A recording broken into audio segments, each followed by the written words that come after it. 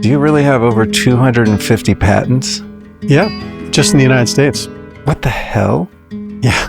Well, being a patent attorney means I get to slice and dice these things up a little bit more than maybe other people do. But yeah, it's been 25 plus years. I'm coming up on 30 years of working in the healthcare space. So what a trip. What are some, I know we're going to talk about HRV. I'm not HRV. Well, we are going to talk about HRV, but we're going to talk about the vagus nerve and, the nervous system in general. But what are some of the other categories within your bevy of patents? Most of them started out actually in the orthopedic spine space, developing products for spine surgery, helping people who have debilitating back pain get out of the debilitating pain and be able to get on with their lives.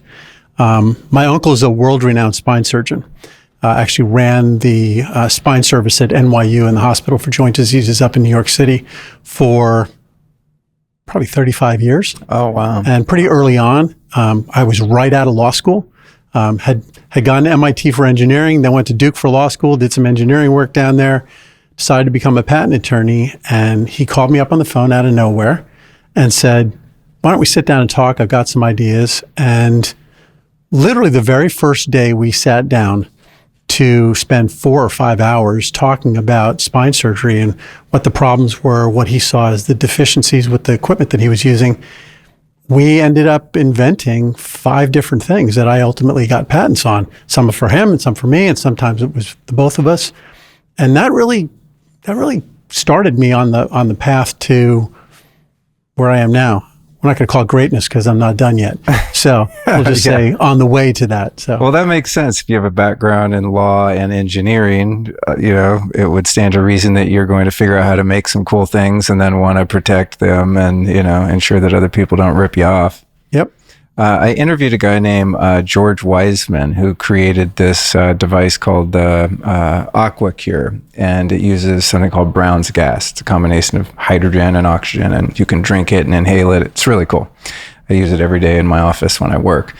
And, he invented it. He was also an engineer and, started getting interested in health. And so he kind of put together, he was making things like, fuel savers for cars back in the day and things like that. And eventually he realized that, you could actually inhale this Brown's gas and not just use it for welding, Okay.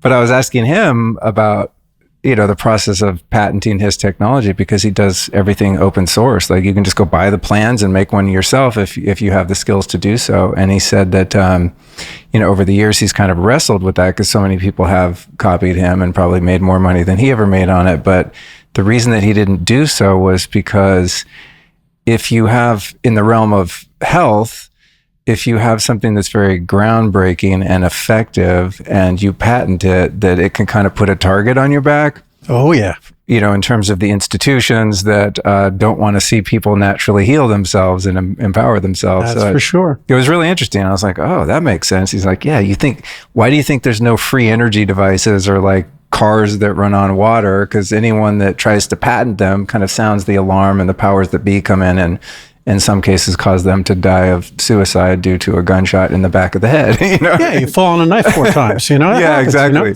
So have you run into that particular issue where you find something that's really useful for back pain or that's very innovative and is going to disrupt the medical system, and you've kind of, for sure, wrestled with the idea of whether or not to patent it or just let it get out there and not take the heat for it?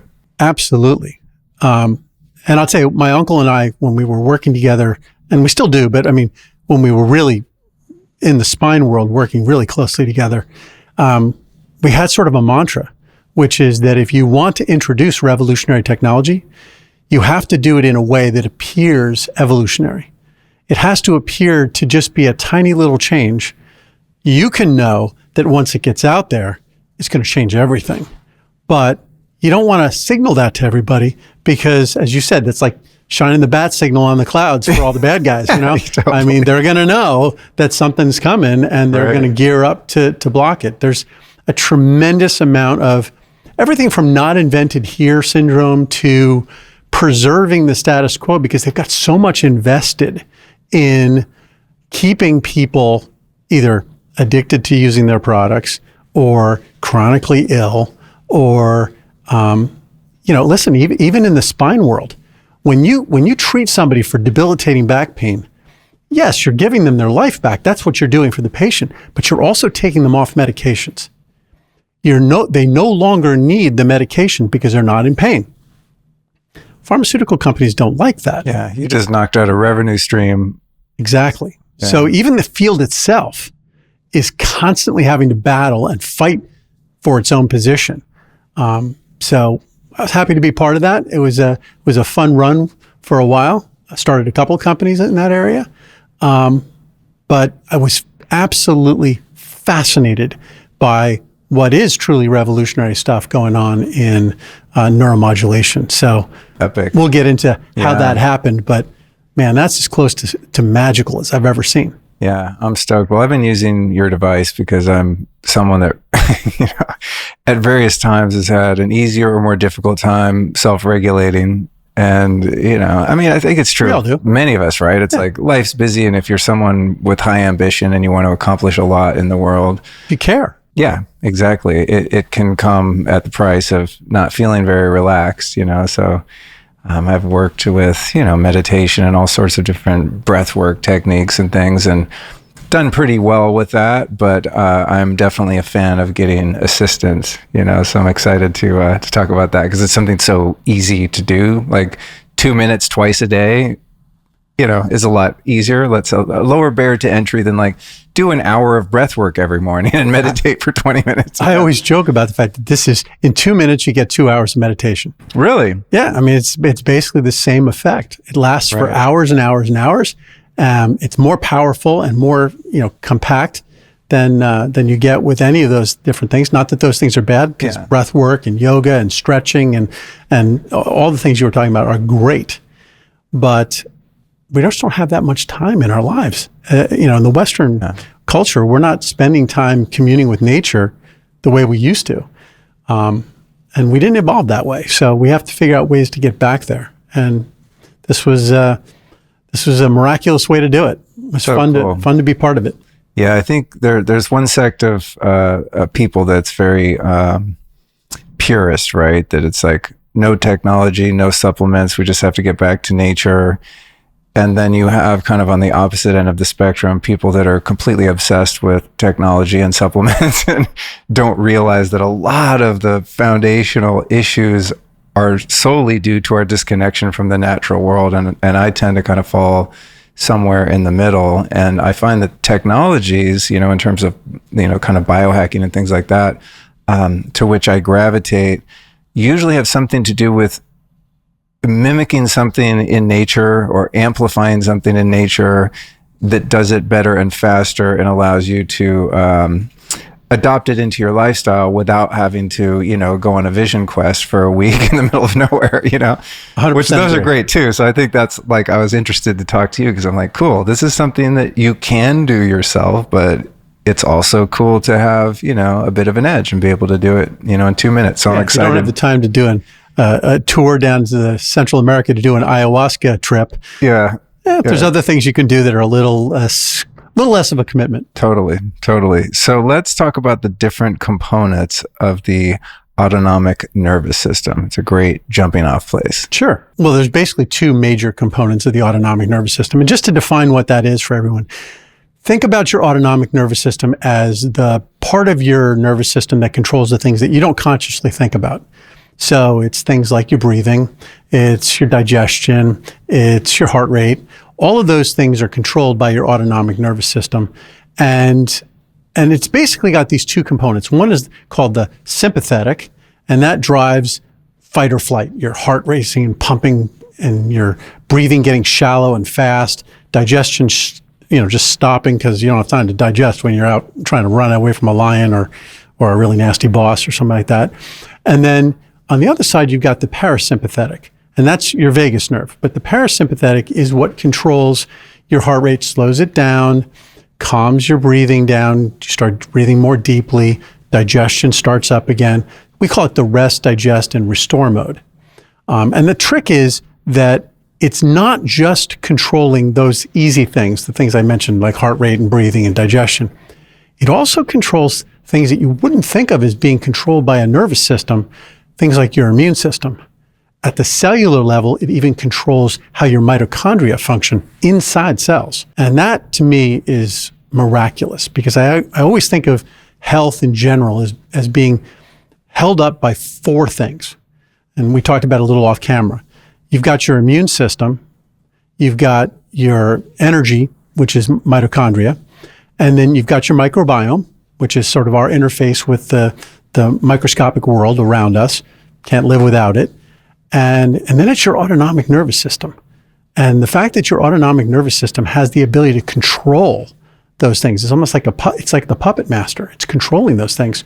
That's what makes it so fascinating to me. Incredible. There is a silent crisis happening in most of our homes, and almost nobody's talking about it.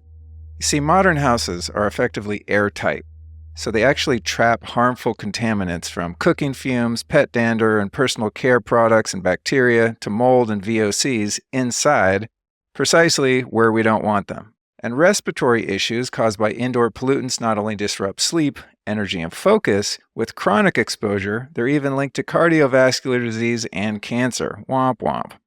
So you can see where I'm going with this, right? It's time to upgrade your air. Well, Jasper captures 99.97% of dust, allergens, and pet dander, and can remove 99.9% of mold spores in just 24 hours, and it's affordable and whisper quiet. And that, my friends, is why we've got 3 of these bad boys in our house. There's one here in my office, another in the living room, and a third in our bedroom. So this holiday season, treat yourself and your loved ones to the gift of pristine air.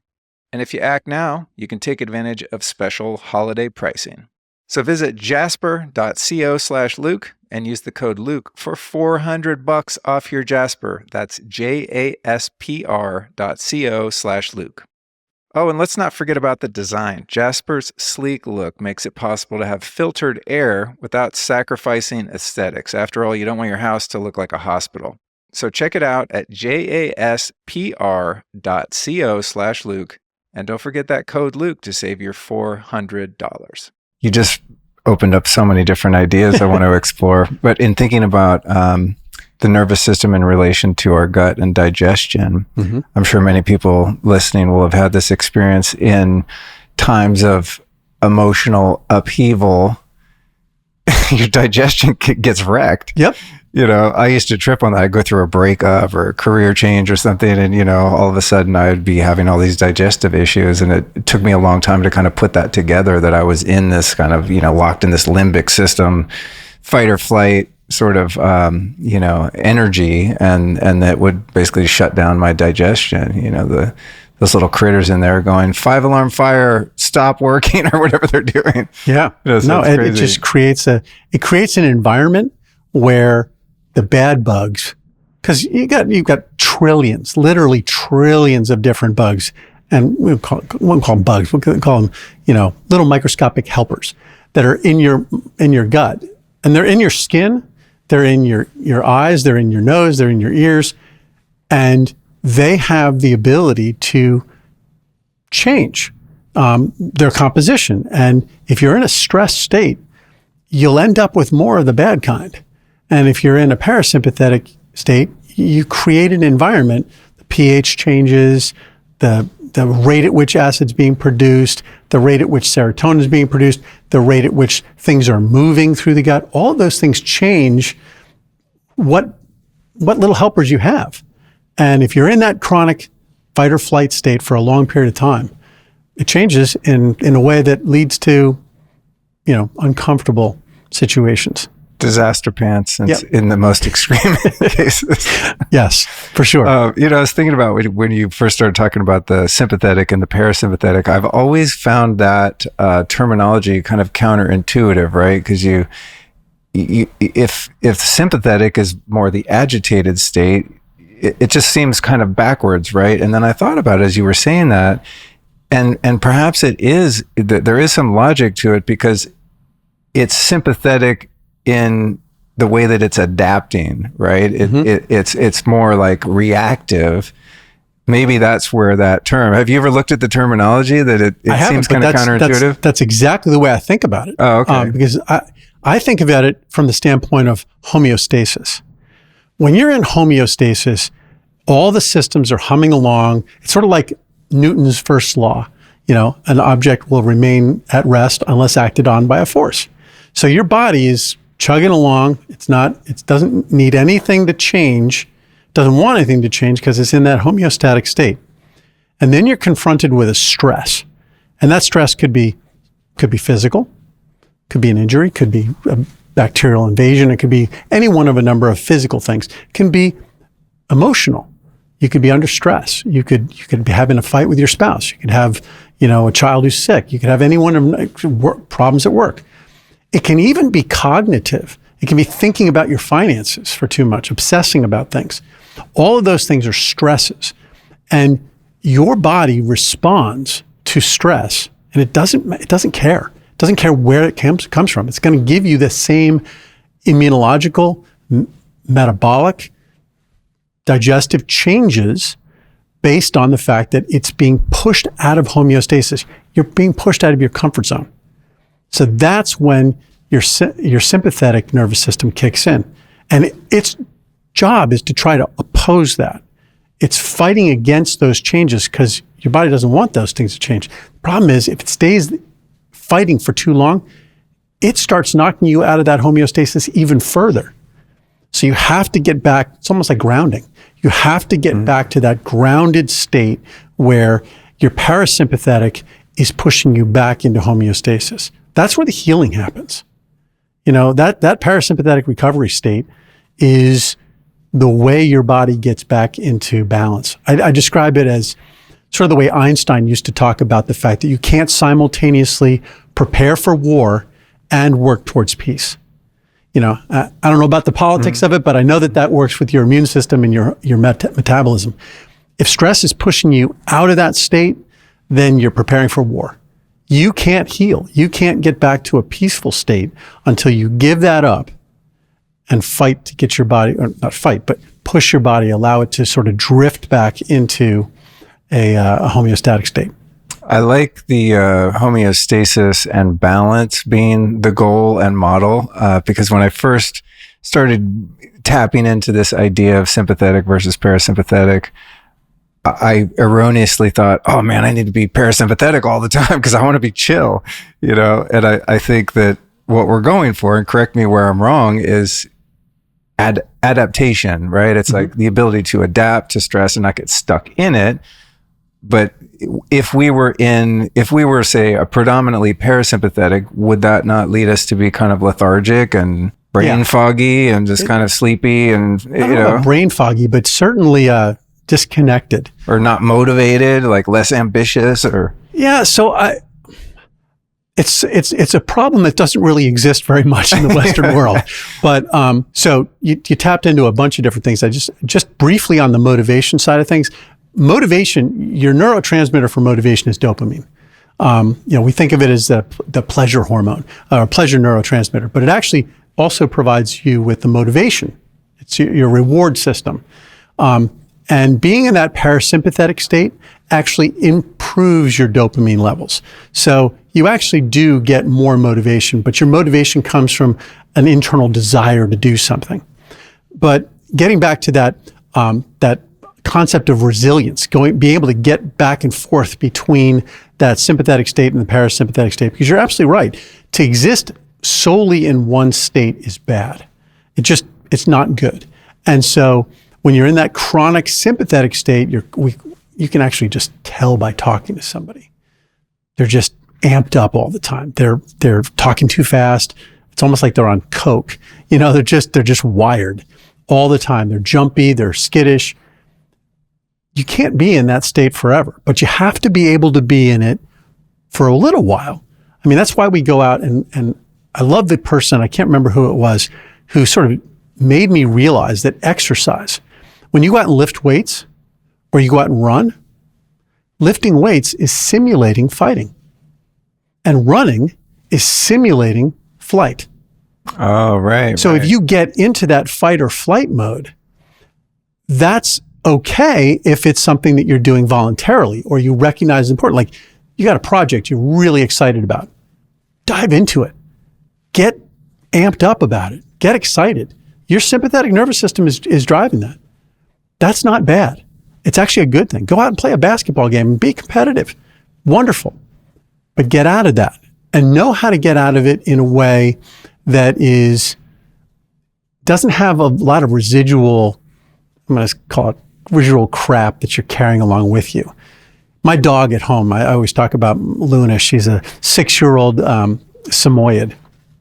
Beautiful white Eskimo dog. I never should have brought her south. Brought her to Florida. You live in Florida? It's torture. And she sort of deals with that by lying down on the cold marble tiles of the house. Yeah. And so she's got her tongue hanging out. She looks catatonic. I mean, it looks like a throw rug, frankly.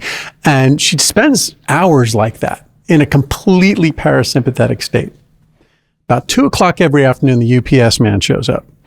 And she jumps up, and she's like a Maasai warrior who goes from sound asleep to ready to fight in 5 seconds. She's huffing and puffing. She's growling. She's barking. She's making noise like she could just chew somebody up. Guy drops his packages off, walks away. 30 seconds later, she lets out a big sigh. I'm jealous. And she's back on the... I know, human beings can't do that. We're not designed for that, but we should be, because that is supremely healthy. That ability to go from amped up to chill and back and forth, that's resilience. If you can get to the point where you can be that resilient, my friend, you're in good shape. That's a great metaphor. I've heard when talking about the nervous system, people often use, the example of how, say, a deer will be frightened and, just prance off at great speed and hop giant fences. And then a second later, they're just grazing again like nothing ever happened, or you see two ducks kind of getting a tussle, and then they just float away like nothing happened. I've observed that in animals myself, but I didn't think about it with the dog. That's a really good example that we can see, anyone that owns a dog can see that probably every day, They did actually a study about this because heart rate variability is tied to this. When you're in that sympathetic state, when you're really amped up, and your heart rate variability drops like a stone. It goes down to nearly, your heart's like practically at a metronome level at that point. Then when you're relaxed, your heart rate variability shoots up. There's lots of differences between, these two beats are separated by, 1 second. This is a second and a half. This is a half a second. I mean, it's not quite that much, but that type of variability is back when you're relaxed. The people who can do that almost better than anybody are race car drivers, Formula One drivers. Really? Yeah. I know there's an F1 race coming, or it was just here.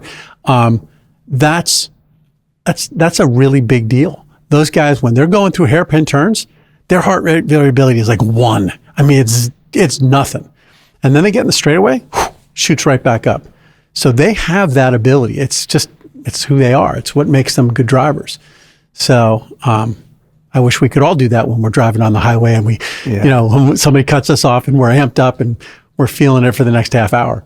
That reminds me of this concept in the world of Vedic meditation that my teacher taught me many years ago. And the language they use is adaptation energy, which is kind of how I perceive that, right? If you're spending time self-regulating, meditating, getting out of the confines of the mind, then the idea is when you go out, the more you practice that and the longer duration in your life you practice it, it gives you that adaptation energy. Which reminds me of the race car drivers, right? It's like they can be in a heightened state and then have the ability to self-regulate and go back into balance. It's a worthy goal. It is. And you can train yourself to do it. Yeah. I mean, and there's lots of practices that are being, they're old practices, but they're being, sort of made popular now. Things like cold plunges and saunas and things that stress you not in a way that's going to make you emotionally or mentally carry it with us. Because that's the problem for human beings. We have the ability to carry our crap with us. It's my wife, she's an executive coach. She talks about petting your dead cat. I mean, when your cat's dead, you bury your cat. You don't continue to pet it. And we need to be able to do that. But when it's emotional or mental, or we attach some importance to the thing, then we have a difficult time doing it. But for something like a cold plunge, get out of the cold plunge, it's over. You don't have to think about it. If you train yourself by doing the cold plunge and getting out and then going to sauna, stressing yourself with the heat, getting out, these stresses that we put ourselves through voluntarily, we don't have the same level of emotional struggle to let go of it. And if you learn how to do those things, as I said, the immune system and the autonomic nervous system, they don't care whether that stress was physical, emotional, or cognitive. If you train your body how to do it, you'll be easier. It'll be easier for you to deal with things. Joe Rogan talks about the fact that, he has a coined a phrase, it's like, I'm going to screw it up, but I think he says, the worst thing you've ever dealt with is the worst thing you've ever dealt with. And he says, if you do something that's a struggle, first thing in the morning, like get up and run 5 miles, do something you don't want to do, it makes the rest of the day easier. It makes it easier for you to deal with things because you've sort of set your resilience level by doing that thing you voluntarily did. You can let go of it when it's done. And now you've sort of set your markers for the day. That's been my experience 100%. And I'm glad you brought up the cold plunge because I interviewed a guy the other day who created this beautiful one, the one I have in the backyard called the Morosco Forge. And he was talking a lot about the physiological benefits, and he's really deep into the science. He's a brilliant guy. And I love learning all of that too, brown fat and whatever, right? Mm-hmm. But my practice of the cold plunge, I've been aware of the physical benefits and I'm not mad at that. But for me, it's been exactly what you described. It's voluntarily, albeit with some resistance at times. I did 2 today before you came here, so I'm pretty good at it now. It's easier in Texas, when it's like 180 degrees out. But for me, it's not even about how long I'm in there. It's not like some kind of macho thing, which it has been at times in the past before I became aware of, the ego sneaking in there, trying to impress people for no goddamn reason, especially if you're by yourself. But, in the early days, I would time it and I'll see how far I could go and just torture myself. But now it's really about how quickly can I surrender to the experience and be completely relaxed. That's the game I play with myself. And I stay in as long as it takes, which, has gotten shorter and shorter over time. I get in there and there's like maybe a couple shallow breaths and then I just, and the minute I'm not fighting it, I've won, and I really think that cumulatively over the past few years that it has really helped my resilience. And just ability to handle sudden shocks to the system, whatever they are, a scary piece of mail from the government or, whatever, right? Getting pulled over by the police, anything like that just put you in that instant state of fear, mm-hmm. Like I think that has really helped to be able to just kind of go, oh, hold on. 100%. And, have some sort of buffer between my reaction or response to the experiences of life. There's like a little pause moment there where before I would have been completely thrown. So I love that example. And I think that's, if anyone's going to make a practice of cold plunging, that's probably a really good reason to do it. Yeah. And people talk about cold plunges and their effect on the immune system and cold plunges effect on your mental health and all of these other things. And every time I hear it, I just sort of, in the back of my head, I'm chuckling because I'm saying to myself, it's all because of the autonomic nervous system. That's the benefit. If you get into a cold plunge and you're stressed out about something else, it's much harder to get to that point where you're taking those deeper breaths and not, and you're going into the sauna with stress. You're just in there. I got to get out of here. I got to go do something. And all of that is about your autonomic nervous system. Now, imagine being able to do that regulation and testing yourself and putting yourself into those without having to take the effort of going into and putting yourself through the struggle of the cold plunger. Not that it's being in a sauna is a struggle, but testing yourself that way. And that's what some of these gurus have reached that stage where they can test themselves just by doing it mentally. They don't need to do the physical challenge. They can do it mentally. I'm not there. I wish I were, but that's the cool thing because it doesn't have to be a physical challenge. It could be a mental challenge, a cognitive challenge. Right. It doesn't need to be an emotional challenge. It could just be a cognitive one. Place yourself in that mode and then get yourself out. And once you're there, man, then you can really deal with everything. Because most of the things that stress us out aren't physical things anymore. Mm-hmm. We're not out, hunting and fighting lions for, a deer. We're not doing that anymore. Scrolling Twitter. Looking at fighting with politics. ourselves to get out of, get out of I think that's, Instagram. That's like one of the worst habits for my nervous system, is just the irresistible, sometimes irresistible pull to engage with the outside world through social media, and obviously we know that they're designed to do that very thing, to make it irresistible, kind of playing on our instincts of wanting to have an awareness of what's going on in our outer environment. Back hunter-gatherer days, everyone would have come back from the hunt, sat around the fire, and you would share what's going on with that tribe and this guy and that girl, And they weren't arguing about tax policy. Yeah, we want to know what's going on, right? So it's a normal, natural kind of just part of our humanity. But man, when there's so much craziness going on and the filter through which you're finding out about it is so biased and toxic, it's really dangerous. What's your perception of, things like social media and doom scrolling and how it affects our, I have 4 kids. Our well-being? I have 4 kids, so I've watched it. I've watched, my 17-year-old daughter with 3 of her friends sitting on our couch, TV's on, they're not watching, no noise is happening, just an occasional giggle, an occasional thumb tap, and they're just scrolling. The TikTok wormhole. And I'm just like, that's not normal. That's not social communication. And maybe I'm just showing my age here. But I just remember going outside and doing things in the sun, bare feet, wrestling around, maybe not with girls, but, out there just having fun, playing sports and all that. And I'm just not seeing that as much. Fortunately, my sons are both really into basketball. So for them, they're constantly playing sports and they've got friends that they're with and they're not scrolling. But even them, I watch football on Sundays, and I realize down here it's more like Fridays and Saturdays, but watch football on Sunday and they're scrolling. They're not watching. I'm watching the World Series and they're scrolling and they're not actually watching. And I have to say, did you see that? And they'll look up and they'll see the replay. I'm thinking to myself, that's not being present. But so I do worry a lot about it, and I understand the neurochemistry of what it is that they're doing by scrolling. They're getting that dopamine hit, and that dopamine hit is a drug, and they're depleting their dopamine. So what you see is these kids scrolling, they're getting their dopamine hits, and then things like reading a book are totally boring to them. Doing your homework, what's the point? They're not getting any charge out of solving a math problem that they couldn't solve before or learning something new in science. It's just not as strong a hit, and they've depleted their dopamine.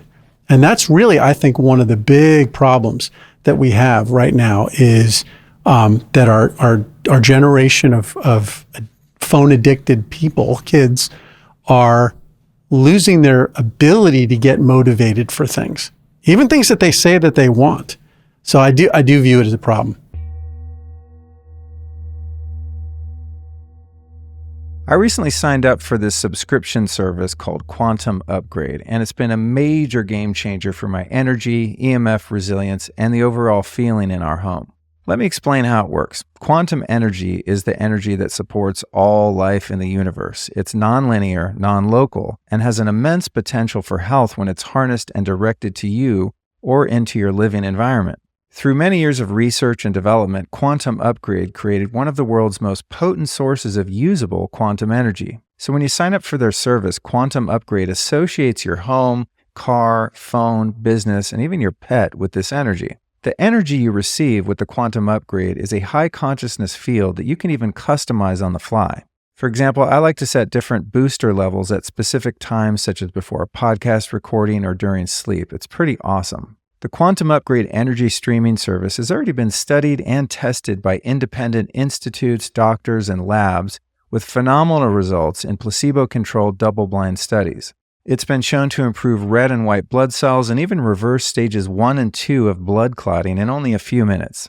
You can try it right now risk-free with a 15-day free trial by visiting quantumupgrade.io. All you got to do is use the code Luke15 to activate your free trial. Again, you'll find it at quantumupgrade.io.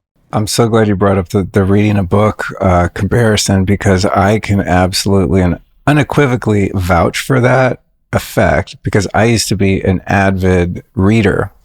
And I mean, I have this library of spiritual books over there. I mean, just some of it's quite dense and not easy to read, you know? And my reading in that particular category progressed over the years, where early on it had to be something very simplistic, right? Just New Thought movement, Christian Science, stuff that's just very plainly stated and plainly written and easy to intellectually take in. And then I started getting into deeper and deeper texts. And man, I mean, I'd be in there underlining things and highlighting and contemplating and looking up the words in the dictionary, just these really deep studies. And then, then came audiobooks, and then came podcasts, and then came social media. And someone will send me a great book like yours right here, The Vagus Immune Connection, by the way. And I'll sit down to read it, and I'm very interested in the topic. And I literally just can't read. I'm so bored. Like, what the hell happened? And you just described what it is. And I've had a sense that that's what it is. I didn't know how to explain it in terms of neurochemistry, but it's taken a lot of like retraining myself to be able to actually sit and read a book and remain present, and to find the reward in it that's so much more subtle than the ding, ding, ding, likes, comments, refresh reward, which is just, it's like the crack, it's digital crack. Yep. There's no question. Yeah. And I don't know what the equivalent of reading an analog book is. Maybe it's like 1970s, Mexican weed. It's like, just much more subtle and mellow and not immediate in its, in its reward. So I'm glad we brought that up. For anyone listening, let's all, support each other in, getting back to reading. It's a different experience. Video games are the same. It's not just the scrolling. Oh God, I can only imagine. I remember my uncle, my business partner, he talked about my cousin, who at the time was probably 12 or 13 years old. And they went away on a vacation to a dude ranch where they didn't have connectivity. I mean, we're talking 20 some odd years ago. And he said he watched as his son went through the classic signs of withdrawal, like a drug withdrawal. He was irritable. He was, rude. He was isolating himself, wasn't engaged for 24, 36 hours. And then he slowly came out of his shell. And as he came out of his shell, he was more friendly. He was more engaged. He actually ended up having a wonderful time on the trip. It was 2 weeks long. They had a great time. But he said the first 2-3 days was a bit rocky. And taking it forward now, again, back to my kids. My kids go to a pretty good school. I went down for a parent-teacher conference, and my son last year was a freshman, but his teacher was sick, and they had the head of the department there to sort of sit in for that. And I got into a conversation with him. He teaches the AP class, the Advanced Placement English for seniors.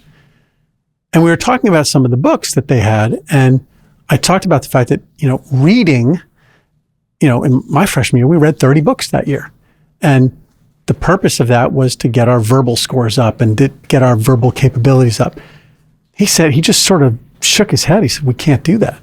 Even at the AP level, we've had to remove books that are 300, 400, 500 pages long because the kids can't stick with it. They don't have the attention span. Even at the AP level, he said they had to replace, I remember, they had to replace, I can't remember which book it was, but they had to replace it with The Great Gatsby. I'm thinking to myself, The Great Gatsby, you read that in like 8th grade. He's like, no, not anymore. It's a senior level class book because they can't keep their attention spans. They don't end up reading it. And I'm thinking to myself, that's crazy. That's crazy. We did this. And, there are ways to fix that. Part of it's, take the drug away. The first thing is take the drug away. But the second way is with activating your parasympathetic nervous system. Getting back into, that's how you get back into that ability where you do have enough dopamine. The synthesis of dopamine in your brain is dependent on the state of your autonomic nervous system. If it's in a long-term stressed out, chronically activated state, it actually disrupts the immune cells that are in your brain. And most people don't realize the importance of immune cells in your brain. Your brain is actually an immune organ. And I realize that most people go, yeah, that's odd. Did. What? The brain is an immune organ. Wow. Yeah, we had 86 billion neurons up in our brains, but we have about 10 to 15 billion microglial cells. The name actually originally meant small cells that were glue. They just thought they were there to sort of stick things together. But they spend 94% of their time when they're in the right state, which should be all the time, interacting with the synapses, controlling them, modulating them, taking them away, pruning them away, spontaneously causing new ones to form. When you're in an inflamed state, when you're sick, it's really difficult to concentrate and learn when you're sick. It's difficult to do that when you're in a chronically activated, stressed out state. Cortisol does that too. Activates these microglial cells into an inflamed state. You can't learn. You can't think clearly. That's what brain fog is. Brain fog is basically an inflammatory state in your brain. It disrupts this production of serotonin. It disrupts the production of dopamine. It disrupts the expression of GABA receptors. It's amazing. Crazy. Yeah. I mean, that explains why we feel so brain dead when we have a cold. It's why chronic fatigue goes with all sorts of different autoimmune diseases that are inflammatory in nature. It goes along with fibromyalgia, fatigue, mental fatigue too. It's all a function of the fact that you've got an inflammatory state. And those microglial cells, to give you a sense as to how important they are, your brain was built by them. Your brain they are literally the construction crew. I liken it like this. When conception happens, okay, now you've got this fertilized egg, begins to divide, okay? At some point, it's going to implant itself into the side wall of the uterus so it can grow, okay? It's like building a building. What's the first thing that the general contractor does? He sends out some messengers down to the town to authorize the building of a road so he can bring in all the equipment he needs, and he's going to get the permits, okay? That right there is the very first thing that the fetal, it's not the mother, it's the fetal immune cells do. They leave, they're called Hofbauer cells. They leave and they go into the uterine wall and they start building the blood supply. Those are the roads that are going to bring the material. They actually help to spawn angiogenesis that brings that maternal blood supply to the fetus. They also go and they tell all the immune cells, hey, I know this is non-self and your job is to get rid of non-self, but this one's going to stay. We're going to keep this one. Oh, so wow. They're super anti-inflammatory. Then what else does at a construction site do they do? The general contractor brings out a mobile home, puts the mobile home in. It's not going to stay, but it's there so that the construction managers, the architects, and the GM, they can all be there in an air-conditioned environment, instructing things and what's going to happen. And then they tell the workers what to do, and then the workers leave from that and they go into the girders and then they build the building. That's what happens inside that placental bubble. Is there's a structure called the yolk sac, and inside the yolk sac, separate from the embryo, there's a group of cells that leave from there, go into the embryo, and the first place they go is the neural tube, which is just an empty tube, goes to a spot where the heart's going to be, a spot where the liver's going to be, and they go into the dermal layers to grow skin, which should tell you how important skin is. Okay, so those 4 areas get infused with tissue-resident macrophages, immune cells. And those immune cells literally build those organs, and then they go and they build your reproductive organs. They build your lungs. They build your spleen. They build your kidneys. They build it all. They build your bones. They literally build every aspect of your body, and then they stay there. It's almost like you got chaperones. They're about 10 to 15% of every organ and every tissue in your body are these tissue-resident macrophages. They're immune cells. And their job is to maintain, support, remodel when necessary, and protect But you don't want them to have to go into that protection mode, because when they go into that protection mode, they stop doing the other things they're supposed to be doing. And when that happens, well, all hell breaks loose, and that's where degeneration happens. That's where tissue gets cancerous. I mean, all these things happen because these immune cells are no longer doing their job. Happens in the brain. Those brain cells, those microglial cells are there for your entire life. They have like an 80, 90, 100-year lifespan. In fact, 8 hours after you're dead, they're still moving around, still trying to fix things. It's pretty amazing. A little creepy on that one, but it's pretty cool. That's a trip. I mean, that also speaks to why it can be so detrimental to an embryo when the mother's in a stressed state for prolonged periods of time, right? I mean, there's all sorts of issues that arise as a result of, the mom being in an abusive relationship or in a car accident or any kind of acute or chronic stress. If she's sympathetic too much of the time, obviously, like, all of that signaling that you just described is going to be affected. Yep. And you just landed head on one of the areas that I'm doing research right now, up in British Columbia with a great partner, Maria of Tremblay. She's a brilliant immunologist, neuroimmunologist.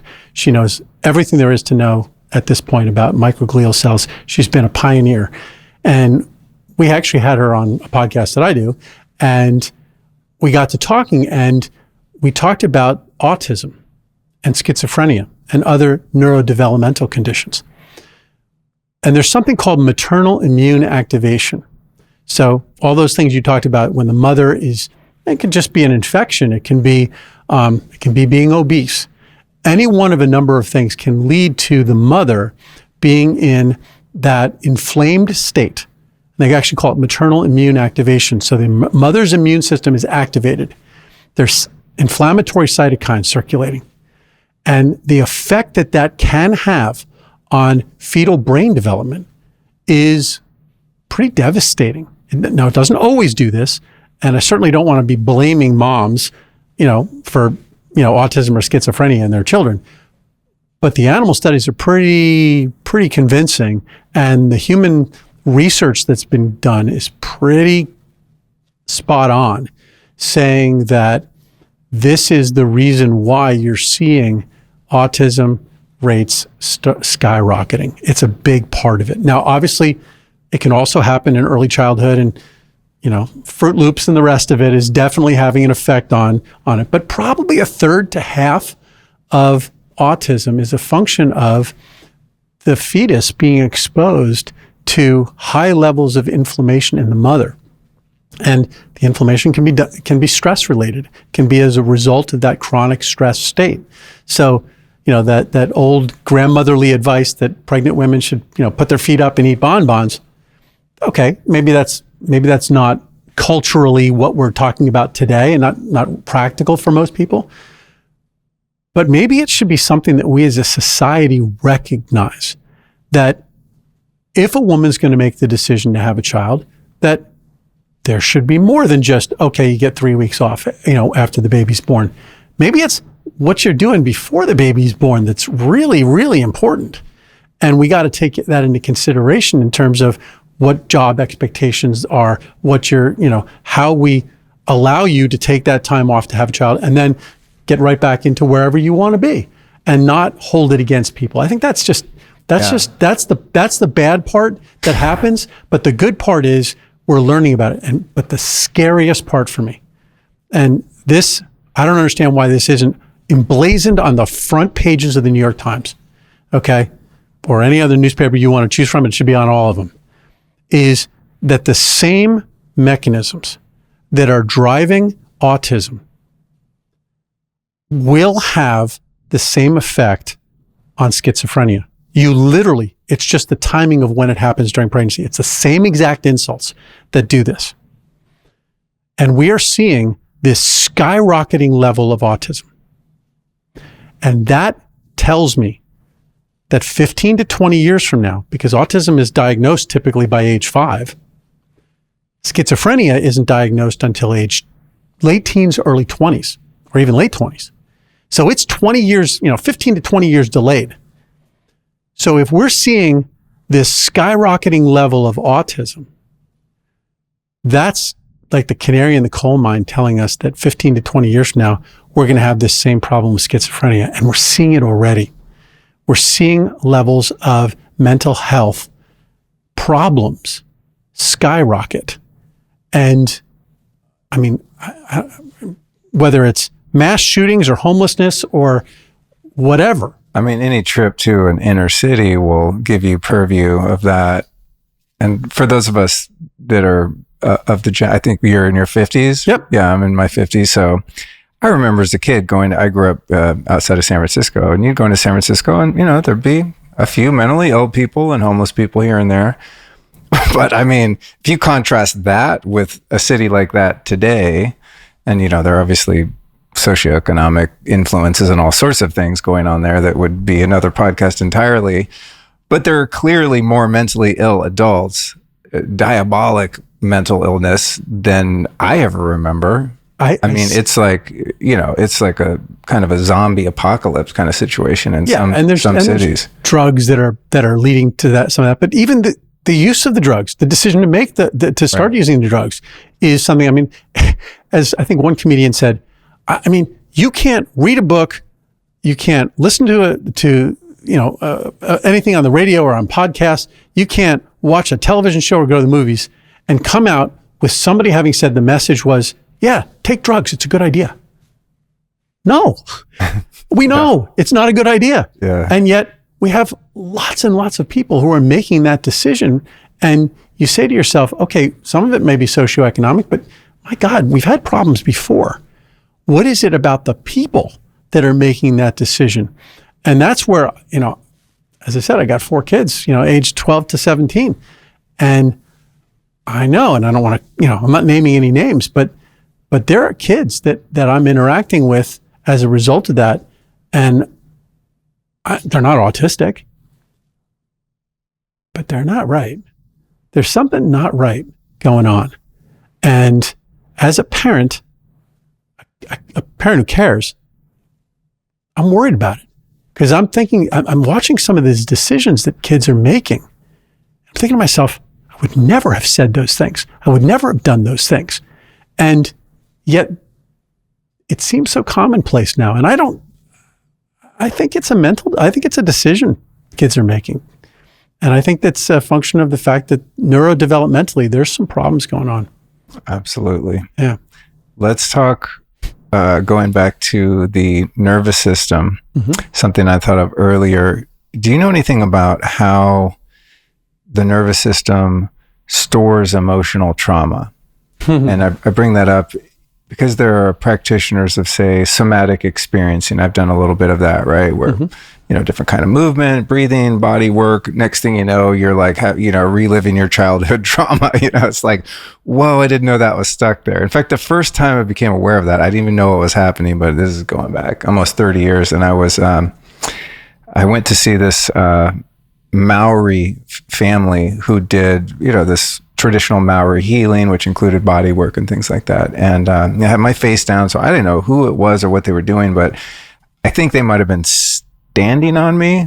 Big guys, big Maoris, But I remember this intense pressure on the back of my thighs and just grinding into that. I mean, and I'm like, wincing and yelling. And then at one point, I just started bawling.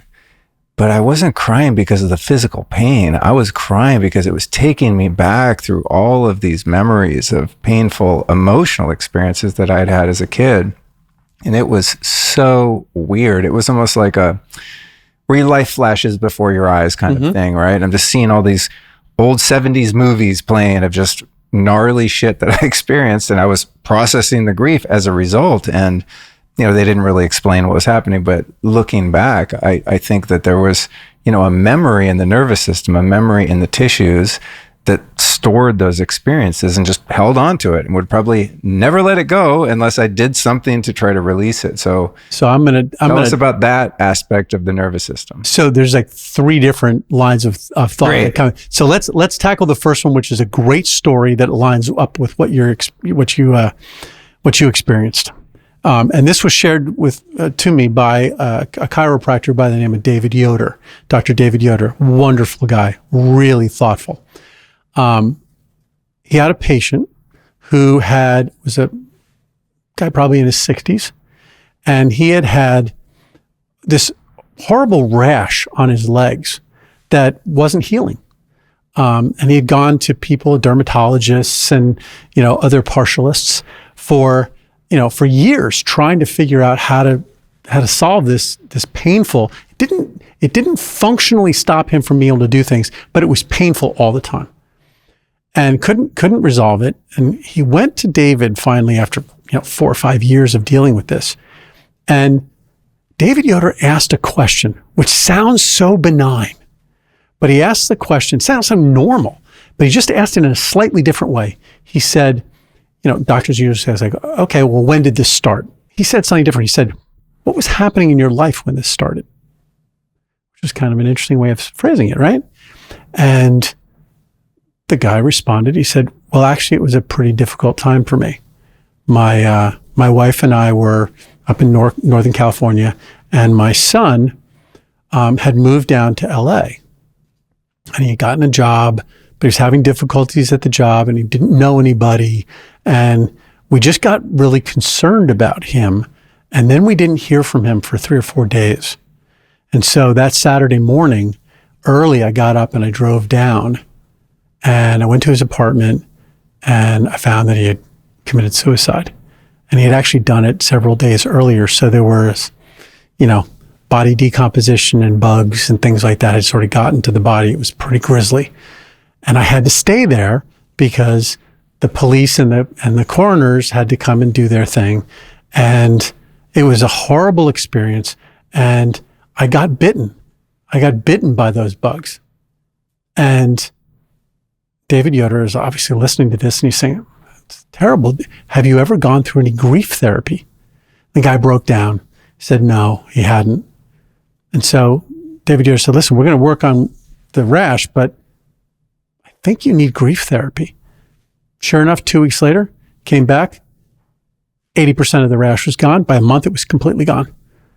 The grief therapy, his body had retained that experience of being bitten. So he's literally had 5 years worth of bug bites that just had never gotten better because his immune system was in constant fight or flight. His autonomic nervous system was in constant chronic sympathetic activation. He was actually in freeze mode.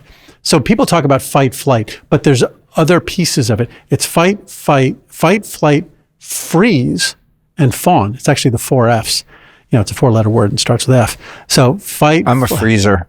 Personally, yeah, freeze is where you see like that's my innate response. I mean, obviously I've worked on it a lot, but I'm not the guy that's going to punch you in the face. I'm just going to sit there with a blank stare, go, okay, disappear into the wall. It's a sympathetic response. So that's a part of that memory. Now, triggering memories can obviously happen in a similar way. If you're experiencing something, smell is a really, really important, powerful trigger for memories. But muscles, that you were basically having a deep tissue massage that was happening at the time, painful, but muscles actually are an organ. We've come to realize, fat used to be, that's just energy storage. No, it's an organ. It has its own set of communicating chemicals that get released and are important. Muscles have the same thing. We've discovered the hope molecules. I don't know if you've heard about those, but yeah, when muscles are contracting and you're exercising, it releases incredibly powerful antidepressant chemicals that actually are critical for your stability, your mental health. That's why, Soren Kierkegaard, the I think he was Scandinavian philosopher from 100 years ago, has a great, I actually have it up in my house, a great mantra about the power of walking. He says, I've never had a problem so difficult that I couldn't walk away from it and know, nothing so horrible has happened in my life that I can't walk away from it. Nothing has ever injured me or illness that I haven't been able to walk away from. So just moving your muscles, Movement is an incredibly powerful way to tell your brain and your autonomic nervous system that you're okay. Getting up and moving, even thinking about moving. We have mirror neurons in that area of our brain. You can actually learn how to play tennis better by simply watching people play tennis. And if you do an MRI and watch how the signals are bouncing around the brain, they move the same way, whether you're actually physically doing it or watching somebody else do it. So you're actually training. That's why film work is so important. I always talk about, in high school, they don't do film work the way they should. You don't do it at AAU level in basketball. You should spend time watching film. And I watch my son. He watches hours of basketball every day. He's a really good basketball player. He was on the varsity team as an 8th grader. And, he's not incredibly, let's say, athletically gifted, but his body has just been trained. The memory is now installed because of how the brain tracks your own muscle movements and other people's muscle movements. Boxers too, right? Oh yeah. Just watching hours and hours of their opponents' fights, studying them. It becomes instinctive. They don't even have to think. It's just, now it's in their muscles. They do it.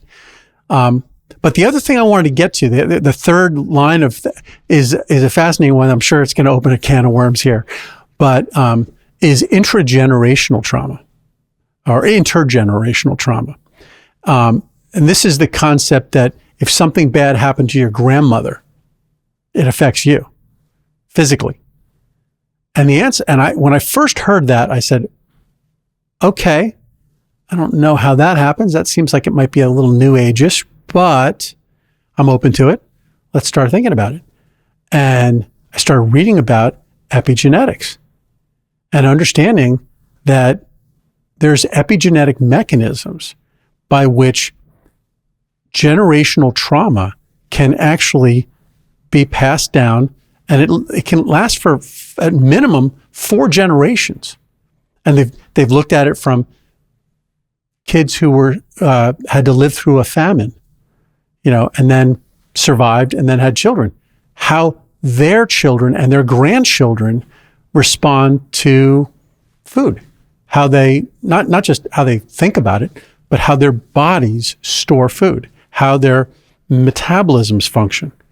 And it's because of the epigenetic changes that take place. And let me describe epigenetics, because it's it's been known for a while, but it's not out there in the public that much. We know, we got genes and we got DNA, and the genes are in the DNA, and the genes code for proteins and all that. Well, it's funny that you stopped to do that, because I used that term in some writing that I'm working on, mm-hmm. and my editor came back and she's like, dude, you have to explain what epigenetics are. You can't just assume everyone knows that. So thank you. You'll help me learn so that I can explain it in a way that is relatable to people. No problem. No problem. Happy to do that. And you're absolutely right. Everybody should know about this, because epigenetics gets conflated with genetics, and they're not the same thing. So every cell, the easiest way to describe it is every cell in your body has the same DNA, but every cell in your body functions differently. It does different things. It responds, your liver cells are different from your kidney cells, are different from your brain cells, are different from your skin cells. They're carrying the same DNA. So how does a skin cell know to be a skin cell? How does it know to make the proteins that are associated with being a skin cell and doing skin function things? It does that because as your stem cells differentiate and become a skin cell or become a brain cell or become a kidney cell, some of those genes that are in that DNA get turned off. You say, well, how do you turn it off? Well, you put a little chemical mark on it. Now you can do that with, your DNA can actually have a little chemical methylation. So it's just a carbon with a couple of hydrogens on it, placed onto some of the nucleotides. And that then changes the accessibility of that gene to being transcribed and turned into proteins. The DNA if I took the DNA out of one of your cells and stretched it out all the way, it would be about 1.6 meters high, about 5 feet tall. Okay, but it's sitting inside a tiny little cell, so it has to be wrapped up really tight, really well organized. And it is. It's wrapped around proteins called histones. Well, those histones can also be chemically marked. And when they're chemically marked, sometimes that marks them so that they stay open and the gene is read frequently, or it can be locked down. So again, You don't get access to that gene. And probably about, 50% of the genes in any given cell are locked away, but they're different. The ones in the skin cell are locked away, and they're they've got one set of genes that are being used. Brain cells have a different set. Kidney cells have a different set. When you're under trauma, when you go through life and things happen, those marks get changed. They get damaged, or new ones get put on, and that changes how you respond to your environment. It's the way the environment actually changes us, not genetically, but epigenetically. And that can be inherited. Okay? That can be inherited because now you're actually messing with those genes a little bit, not in their sequence, but in how they're accessible. And the accessibility of those genes is just puts a layer of complexity on how the genome functions that is like astronomically more important than people ever realized before. In fact, cancer is almost certainly a function of the interplay between your mitochondria, the energy producing, organelles of your cells, and your epigenome. We think about cancer as being, it's a phenomenon of genetic mutation. No, you're conflating genes and epigene, because your epigenome is what's getting changed by when the mitochondria are inflamed and dysfunctional. They're producing all these reactive oxygen species that are damaging those epigenetic marks. So you're literally drifting away from where you need to be. You got to figure out a way to bring it back into a healthy state. Wow. You're a smart MFer, dude. Like, wow. You know what it is? I'm just curious. Yeah. I try to understand this. In the greatest way. It's funny. I was saying to my wife, it's my famous last words. I'm like, I think this one will be relatively short, because I'm like, we're talking about something so specific, the nervous system, the vagus nerve. I mean, like, how long can you talk about that? I didn't know that you were so well versed in so many different aspects of health. So I'm having a blast. This is fascinating to me, and my answers are being delivered in a way that exceeds expectations. So thank you. I appreciate that. We all know the food supply is depleted of key nutrients, and that's why we supplement. The problem is that most supplements on the market are made in a way that your body just can't absorb. Of all the minerals we need and don't get enough of from food, magnesium is at the top of the list. It's called on for over 800 enzymatic reactions in the body. It's crucial for heart health, immune function, and overall energy. But if you can't absorb them, magnesium supplements just end up being expensive urine. Womp womp. Enter upgraded magnesium from Upgraded Formulas. It's the only clinically studied, stabilized nanomagnesium supplement on the market.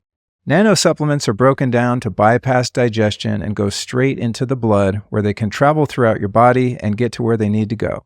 Upgraded magnesium is absorbed up to 99.99%, which means you'll feel the results instantly. It's also clinically proven to improve sleep quality and energy by over 60%. Specifically, it improves light sleep by 90%, REM sleep by 160%, and deep sleep by 250%. That means you can sleep 6 hours instead of 8 and feel and look just as good. If you want to get on board with all that, just visit upgradedformulas.com and use the code Luke15 for 15%. And Upgraded Formulas is inviting Lifestylist listeners to take the 14-day sleep challenge. Get your hands on some upgraded magnesium, pop 4 capsules per night, and track your sleep with an Oura Ring or a Whoop band. They guarantee better, deeper sleep or your money back, so you can't lose. Again, that's upgradedformulas.com, and the code is Luke15. I've looked at the epigenetic thing really from, as you said, the new agey lens, like more of just, a karmic, energetic, esoteric kind of lens. I had no idea that there was actually this much hard science involved in that. If my great grandmother had X, Y, and Z happen, she was, raped or in a war or something like that, that it's not just the energy of that. It's actually the energy of the experience affecting gene expression in a trickle down way down to me. Yep. It's crazy. And it's crazy. So there's, everybody knows Darwin. Okay. But before Darwin, there was a guy named Lamarck. Okay. And Lamarckian Lamarck was the guy, we see the pictures of the giraffe with no neck. And his argument was that giraffes that have no neck, well, they'll reach higher and try to reach the leaves that they, and as a result of their lives stretching their necks, well, that will make the next generation have a longer neck. And you say, well, Darwin, anybody who's studied Darwin will just, roll over his grave and go, yeah, that's not how it works. But people don't realize that Darwin was actually a big fan of Lamarck. Darwin actually thought Lamarck had a lot of really good ideas. And what we're finding is that there are two different forms of inheritance. There is Darwinian genetics, but there's almost a Lamarckian version of genetics that's epigenetics. That's where you do interact with your surroundings. You do your life and how your body functions and how your body works and how you transmit your features to your children is affected by how you interacted with your environment. Now, of course, it has to be prior to you actually having a child, because if it happens to you when you're 50, not really going to affect your kids because that already happened. Right. But especially childhood experiences do get transferred through genetics, but it's epigenetics. And the funny thing is that you need that. We need this. I mean, evolution needs this, because if you're just relying on genetic changes, well, that happens randomly. It takes a long time to ripple through the population. To give you an example, adults being able to drink and digest milk. I mean, most species don't have that ability to eat dairy. Human beings have that, and only some do, because you got all these people who are lactose intolerant. It comes back to just a one tribe that existed in the Caucasus, which is southern Russia, that had this mutation. And as a result, their adults could drink milk. And that happened about, some people say as much as 15,000 years ago. Some people say it's only about 8,000 years ago. But that's still rippling through the human population. So there's a whole bunch of people who don't have, Caucasian genes in them that are lactose intolerant. African Americans are more lactose intolerant than Caucasians. I don't know what the situation is with Asians, but at the end of the day, that's a very slow process. It's a very slow process. Epigenetics allows you to deal with it really rapidly, one generation. Now, it doesn't do everything, but it allows your experiences to make your children and your grandchildren and the children in the next generation more capable of handling more transient environmental changes. Things like if you lived through what we talked about before, through a drought or through a famine, your children and your grandchildren are going to be more capable of doing that and are going to be more motivated to move. It's actually interesting. They're going to be more motivated to be migratory. And the reason for that is because that makes your children more likely to survive. And so what we're finding is that those changes don't need to last more than 3 or 4 generations. So they sort of reset after 3 or 4 generations, because things like famines change. You don't need to be like Eskimos. Eskimos can deal with, their fat layers are different from people who live in the tropics. If you take a person who's, an Eskimo and put her down in the tropics, it's going to have, some heat issues. And that's going to probably be the same for his kids and his kids after that. But by 3 or 4 generations, it wears off because, you want to be able to handle any kind of environment that's on the planet, not just the one that your grandparents came from. So cool. It is really cool. I love it. Nature really is cool. Just amazing.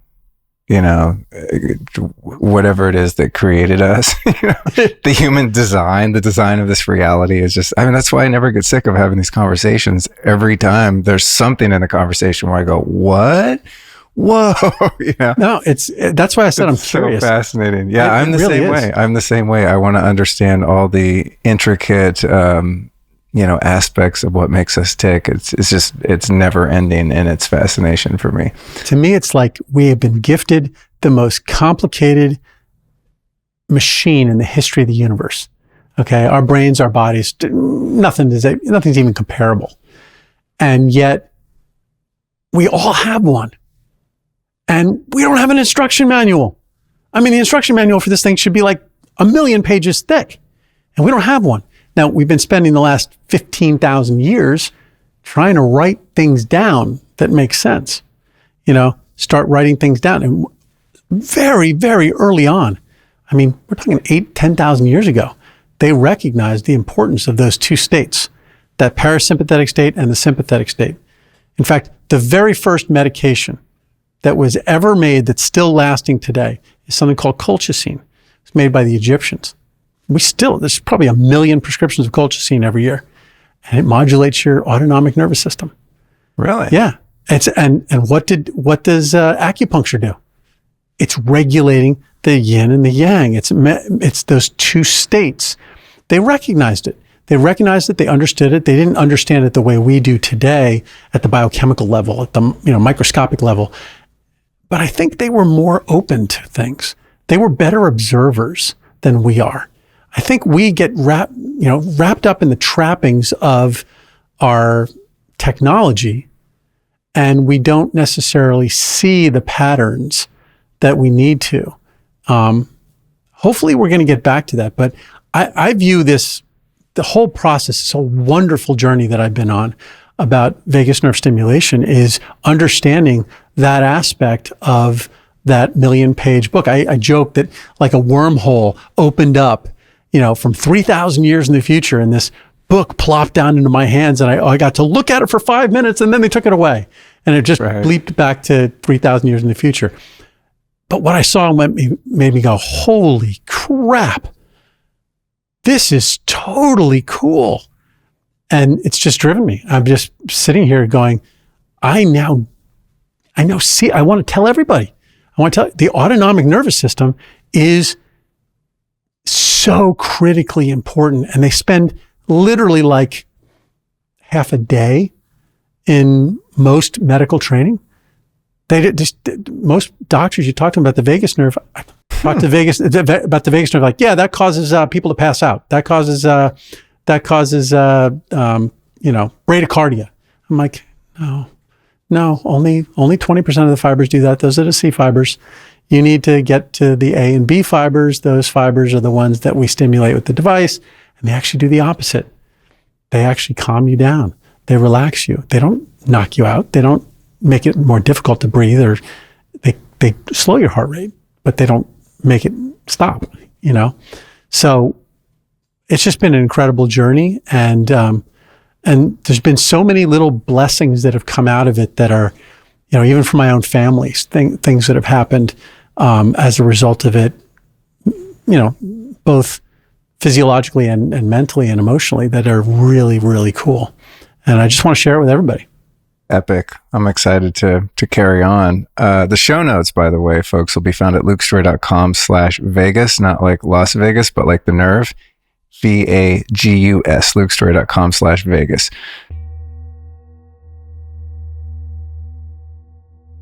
All right, I'm not trying to be dramatic here, but stress is a killer, literally.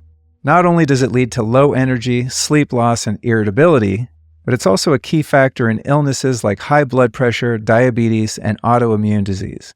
And with more than 80% of people saying stress is affecting their physical health, I'd say we've got a real situation on our hands here. Well, thankfully, our friends over at Just Thrive Health developed a way to safeguard us from the silent killer. And this one, I assure you, is truly safe and effective. It's called Just Calm. Just Calm's exclusive mood-lifting blend is clinically proven to help you relax and breathe easier in as little as 4 weeks. It's chock full of a special mood biotic strain of probiotics called B. longum 1714. And multiple clinical studies show that it helps you maintain balanced cortisol levels, promotes vitality, supports better sleep, and encourages a healthy mood. Just Calm's also formulated with 3 targeted B vitamins proven to help maintain gray matter and support optimal neurotransmitter function. So just punch up justthrivehealth.com and use the code Luke20 to save 20% off a 90-day bottle. And Just Calm is designed as a companion to their amazing spore-based probiotic.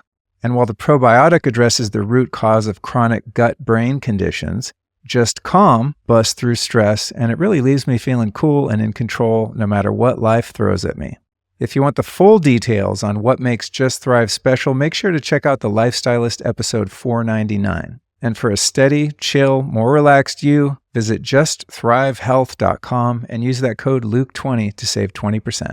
So let's get into this technology created, the Truvaga. Mm-hmm. And I guess a good way to get into that, I mean, we've alluded to the vagus nerve, but let's just start on kind of framing that in a way that really lands for people. Okay. What it does, why it's important, and that we actually have the ability to impact it positively.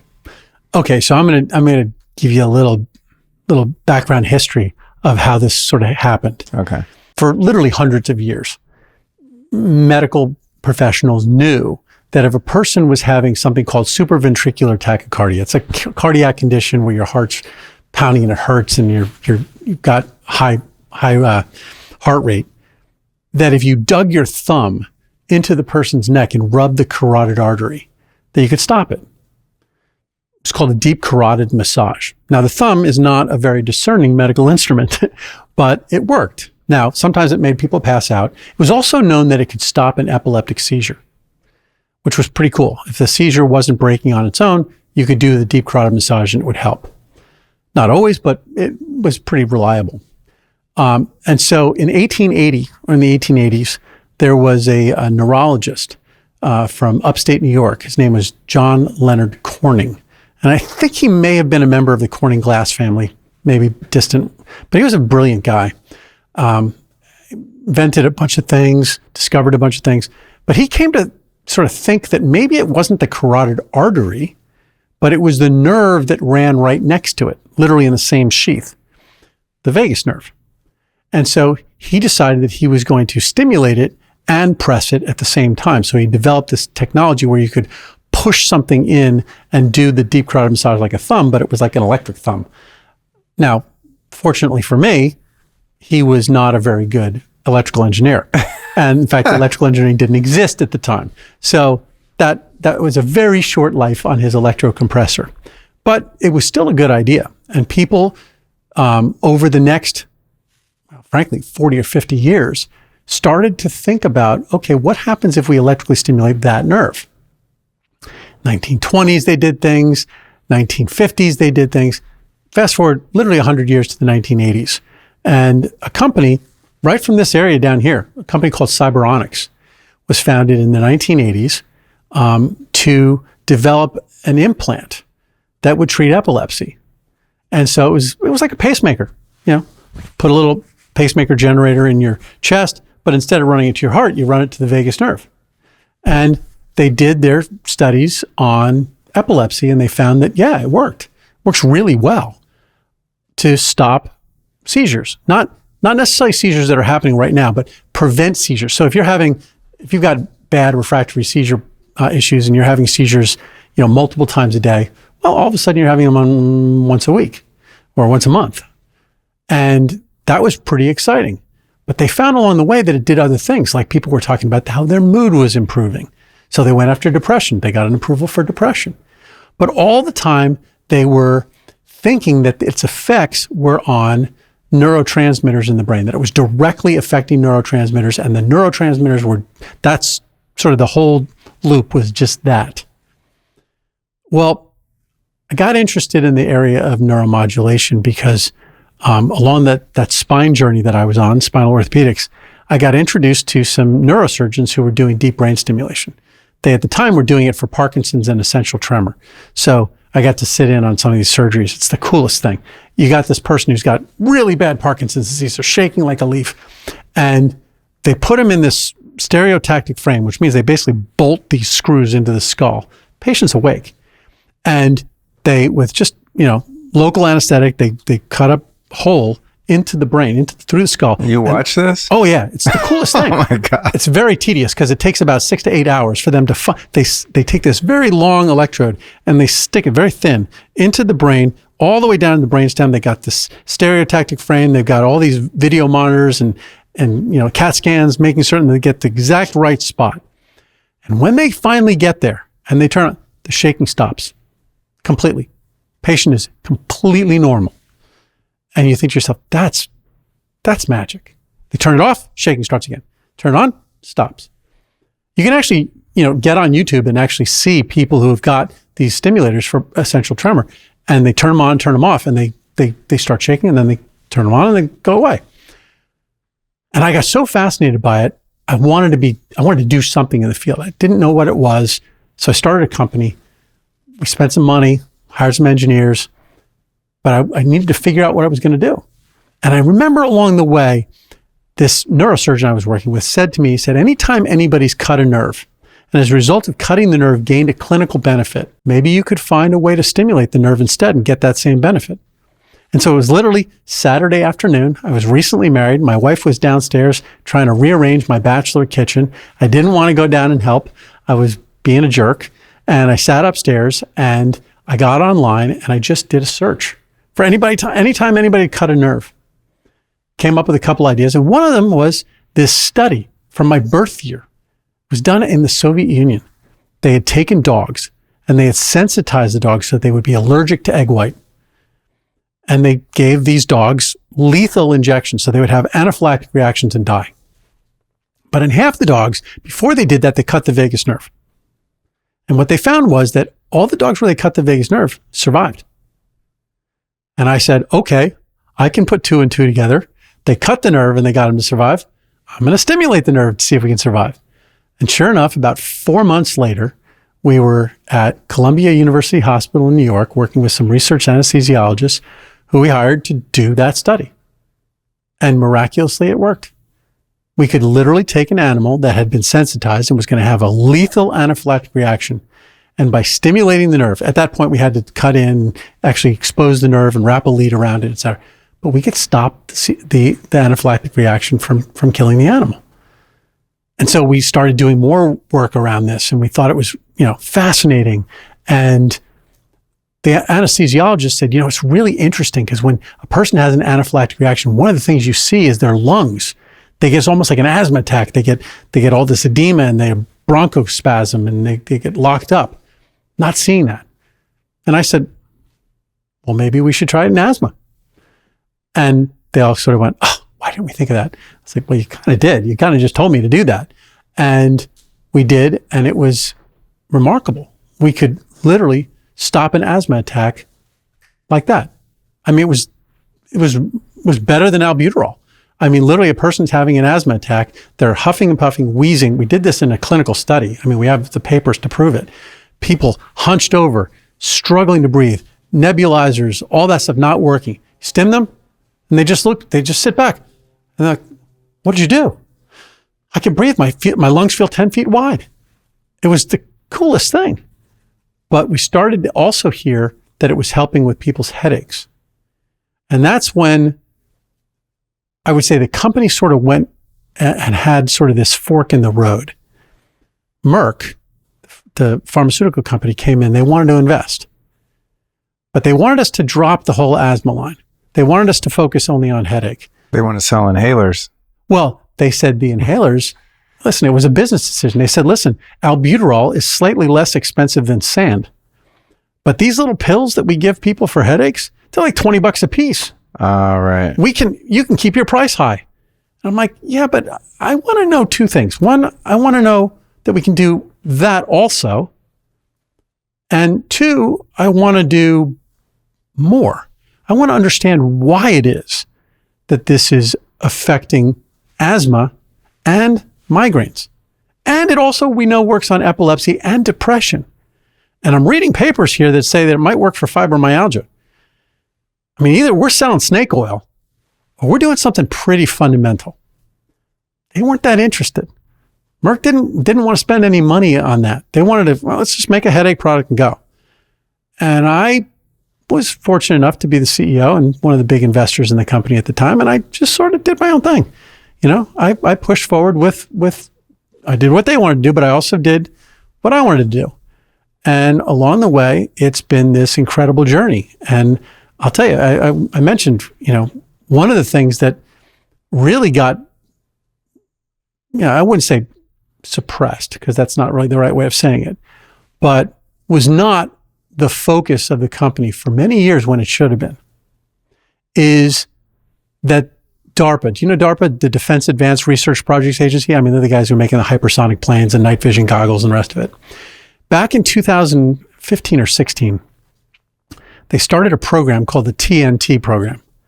And they spent $100 million. And the idea was they wanted to see whether or not any of this neuromodulation technologies, and there were like 20 of them that they looked at, could make people smarter, could actually have a cognitive improvement effect. And so their studies went on for a couple of years, and they came back to us and they said, yours does that. None of the others do. But it's not just a small effect either. It's pretty big. It's like 30, 40, 50% improvement in people's ability to concentrate, focus, learn, apply knowledge, make memories, maintain those memories. We want to take this forward. We said, okay, well, I mean, it's military money, go for it.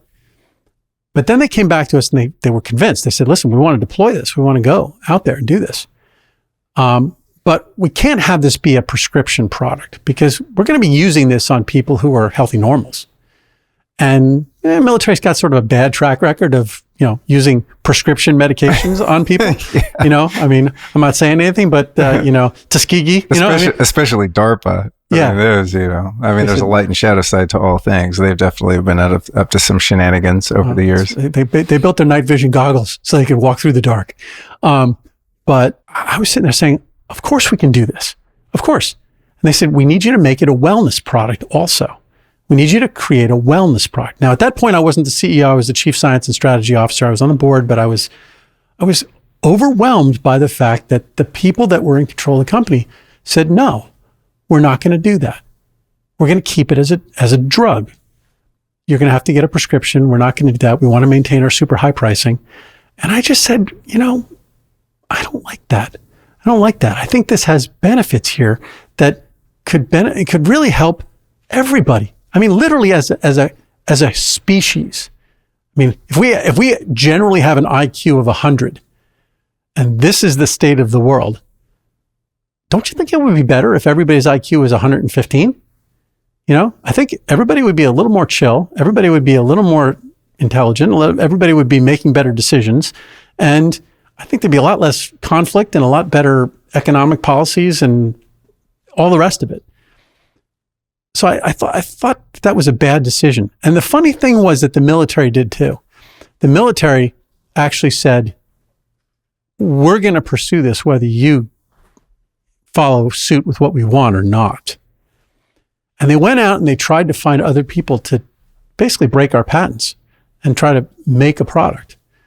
And fortunately for us, we changed the leadership and in the company, and the guys that they went to were honest people. And they came back and they basically told the military, we can't do this. We can't break their patents. We can't figure out a way around it. You got to work with them. And so they called us back and they said, we really want this. Now, at that point, we had, smarter people in leadership who said, oh my God, we still have this opportunity? Absolutely, let's do it.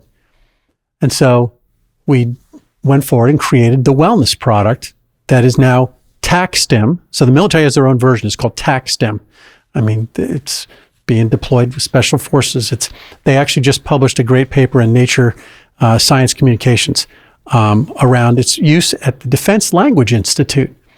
It's like the CIA foreign language school. I mean, you got these top guys who can learn languages. Well, they're focusing 30% better. They're learning things 40% faster and remembering them 50% better when they use the device. And I know why. I understand the science behind it, but I'm looking at that and saying, that is an application that everybody should want. Everybody. You want a cognitive improvement? You want a little boost to your brain power? Use the device. It will help you learn. I didn't even know that. Oh, no. When I got the device, I just thought, I think I just looked at the 4 bullet points, improve sleep, you feel more relaxed, migraines, whatever it was. And I said, that's all good. But knowing that, It's pretty cool. Yeah, knowing that, I'm like, all right, I need to put this thing on my nightstand and really, I mean, it literally, dude, it's 2 minutes twice a day if you're going to do the whole thing, right? It's easy. It's a very low barrier to entry, even for very busy people. I know people are supposed to brush their teeth for 2 minutes and they don't. Take the rest of the 2 minutes and use this. Yeah, that's cool. It's ridiculous. And the coolest part, I didn't even get to the coolest part, which is not only does it do that for adults, but part of what I'm studying along the lines of autism and schizophrenia is what it can do to a normal person during childhood development. Because your brain goes through lots of development as you're growing. I actually did the experiment in my own house inadvertently because I had one child who had a real serious inflammation problem. I mean, eczema, headaches, stomach aches, all the classic symptoms of this inflammatory problem. And I started using it on her at a time when her teachers literally said, she's a little slow. Now, of course, I was saying she's not slow. But she started using it twice a day. Not only did it utterly clear up her eczema, not only did it completely eliminate the 4 to 5 headaches a week that she was having to zero. I mean, literally, overnight, gone for the rest of the year. You think that was just from the inflammatory response being quelled by the, modulating the nervous system? Yep, absolutely. Wow, that's crazy. But remember what I said before. How old was she at the time? She was 7.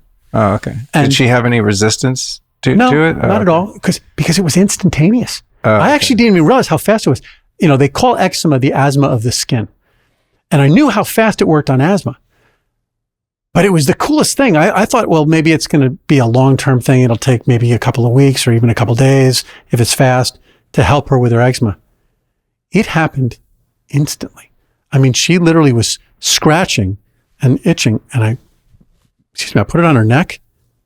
And she just went, like you just see it in her eyes. That's the itching went away. And I just looked at it. I was like, for those that are listening, this won't mean anything, but for those that are watching the video and he's talking about putting it on your neck, there's little conductive electrodes, right? And so you put this conductive gel on there and then you hold it. Is that the right spot? Yeah. Okay. Basically. It's where you feel for your pulse, because that's what I didn't follow the instructions that well, but I noticed when I would crank it all the way that I go, well, that's actually what you want to do. Yeah, it would start contracting my, my muscles in my jaw. And I was like, well, that must be the spot because it's clearly doing something. But, and getting that lip to pull down it's actually, there is a muscle. It's called the platysma muscle. And which I only know because we did the studies. And that muscle sits right next to the vagus nerve and that sheath. And so when you activate that nerve and you get that pull down, you're getting the vagus nerve. Okay, cool. So that's sort of like the little hack. Now it doesn't work for everybody to get to that lip pull, but for most people it does. And when you get that lip pull, I don't have to go any higher. I'm good at that level. But so I ended up with my daughter, at age 7, being told that she's slow, and we started using the device on her. And within 6 months, she's the best student in her class. What? Within 12 months, actually, at the end of that year, we started in September. I remember my wife was on a trip to Las Vegas, and business trip. And I asked her, I said, we got to do something. I want to do this. And my wife said, absolutely, let's do it. By the spring, by March or April, she had to do her biography. And at that point, I think she was in 2nd grade. She chose to do it on Albert Einstein. And she, by the end of studying it with me and herself, she went in and explained to her class the difference between special relativity and general relativity. She explained that he got his Nobel Prize for something different from relativity. She explained Brownian motion. She explained the photoelectric effect. And she got it right. I mean, she was getting it in 5th grade. She came to me and said, the school I'm going to, which was the best school around, it's not academically challenging enough for me. I have found, mind you, a 5th grader, I have found a school in the area. It's an hour away, and it's the best school in the state. Will you let me go there? And I said, of course, absolutely. I'll do whatever. We actually moved the whole family south so she could go there. And they could ultimately too. She ended up being the valedictorian of her class. for 3 years running. She took 5 years of math in 3 years. She's already taken multiple classes that are at the high school level. And I said, well, what else do you want to do? And she said, well, what can I do? And I said, well, you can't really take like college level classes in math or, sciences, because you need to have the basics, but you could study law. So she got it in her head that she wants to try to pass the bar exam before she graduates high school. I'm like, that's crazy. But she's just, and she'll tell you that she remembers how her brain worked when she was 7 and how it changed. Have any of your other 3 children observed those results and developed an interest in using your technology? Yes and no. Let's just leave it at yes and no. Okay. So some of them, yes. Okay. Some of them, no. Yeah. Well, you know how it is. I love my kids. They all are different. When your parents do something, depending on the age and your level of rebellion, right? It's like your parents are never cool. Mm-hmm. You go through the stages, right? When you're really little, maybe your parents are like a god and they're super cool. And then you start going into puberty and you're like, anything my parents say is not cool. So I can, without you having to go into detail, I'm guessing it has something to do with age variations and receptivity to your ideas and guidance. I think you are a wise man. Okay. Yeah, there you go. That's exactly it. I mean, I'm looking at things, my dad's mom, my grandmother, my Nana, in my 20s, she used to just harp on me about how important sleep was. And, I was like an addict playing in a rock and roll band. I'm like, sleep? I rarely slept. And I just thought, oh, she's, it's cute. It's granny, and she lived to 99, awesome. And attributed a lot of that to her passion for sleep. And now I'll tell you what, man, at 54, I turned 54 yesterday. I'm like, God damn it. Nana was right, man. It's like really, really important. And maybe I didn't feel it as much when I was younger, but I'm sure like the need I have for sleep now is probably a lot of deficit for the decades that I didn't care about it at all because it didn't seem to matter. My father, who's passed away a couple of years ago, said, he had a great line, and I use it with my kids all the time. The older he got, the older I got, the smarter he got. Yeah. I always say to my kids, I was like, the older you get, the smarter I get. Totally. And that's because, they start to learn. They have to learn for themselves. And it's, I try to tell them experience is a hard teacher, but fools will learn from no other. But, in terms of, kids using this device, granted there's a reason to do so and they're interested in doing that. I'm sure there are a lot of parents listening that may have a kid that's had some sort of cognitive deficit or some issue like eczema or whatever. Is there any kind of, minimum age recommendation? I mean, would you? So the prescription product is approved down to 12 years old. Okay. The implanted devices, believe it or not, for epilepsy and depression are actually approved down to age 5. There's nothing other than the physical size of the device that would prevent somebody from using it on somebody that young. Now, I'm not with the company anymore. So when I say what I'm saying, I'm not saying this as, the company spokesperson. But vagus nerve stimulation is something that will benefit people from literally gestation, if your mother uses it, all the way through your life. At no point is there a stage of your life that you're going through where this isn't important and valuable. And your grandmother was right. Sleep is important. Sleep is another way to make certain that you get into that restore state, that parasympathetic recovery mode. So I would encourage anybody who wants to use it. I mean, I started with my own daughter at age 7. So, I mean, that's an incredible story. That's like a powerful anecdote there. I know the plural of anecdote is not evidence, and I'm looking forward to running the study. In fact, I actually want to do it in an autism study. I want to do a study where we take children who have autism and their siblings who don't and start them on the device and show that not only does it improve the autism, get them to be less sensitized,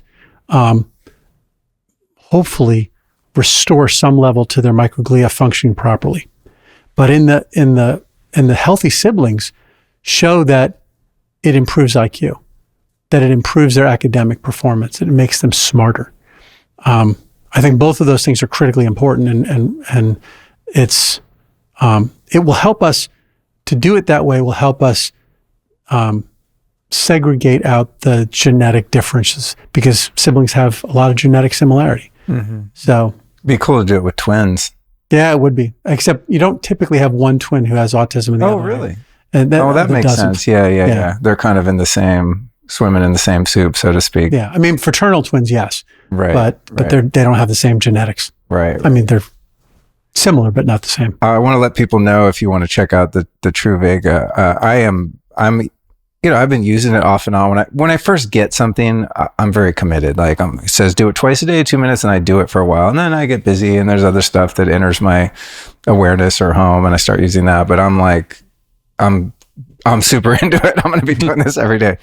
But I think what you mentioned earlier before recording is, I said, when I had it on my desk, I have a bunch of technologies on the desk. And then if I want to clear my clutter, then this thing would go in a drawer. And then I kind of forgot about it. So I like the idea of like keeping it in the bathroom, where I'm going to go brush my teeth in the morning, or keep it on the nightstand. It's just like, I'm pretty good at habituating myself to something like that. So I'm super into it. But for other people that want to check it out, go to lukestorey.com/Truvaga, Truvaga. We'll put all this in the show description with clickable links. And it looks like if you use the code Luke Plus, you'll get $30 off the Truvaga Plus, or code Luke 350 for $20 off the Truvaga 350. Explain the difference between the two models, because the one I have. So that's the one you have downstairs is actually the prescription That's model. the medical one. Yeah. Right. It seemed very serious. It's like it wasn't just something you could just go online and buy, Right. So I thought, well, what kind of doctor is going to give me a prescription for that one? So I'm glad you've rolled out the consumer models here, but tell me the difference between the two of them, since I haven't tried either of them. Sure. So the first one is the Truvaga 350. I view that like a trial device. Okay. It has 350 doses. If you use it twice a day, it'll last you 5 or 6 months. By that point, you're going to know whether or not it's helping you. And nothing helps everybody. But if it's helping you and you're getting benefit from it, then you could transition to the Truvaga Plus device that will last you for the rest of your life. Interfaces with your phone, there's an app, all that kind of stuff. So the Truvaga 350 is cheaper. I think the list price is $299. You can get it for $279. Sometimes there's deals online. And then the Plus device is the newer device. And the reason it's a regulatory reason in terms of why the Plus came out later. It's around just certain things when you recharge something versus having it battery operated.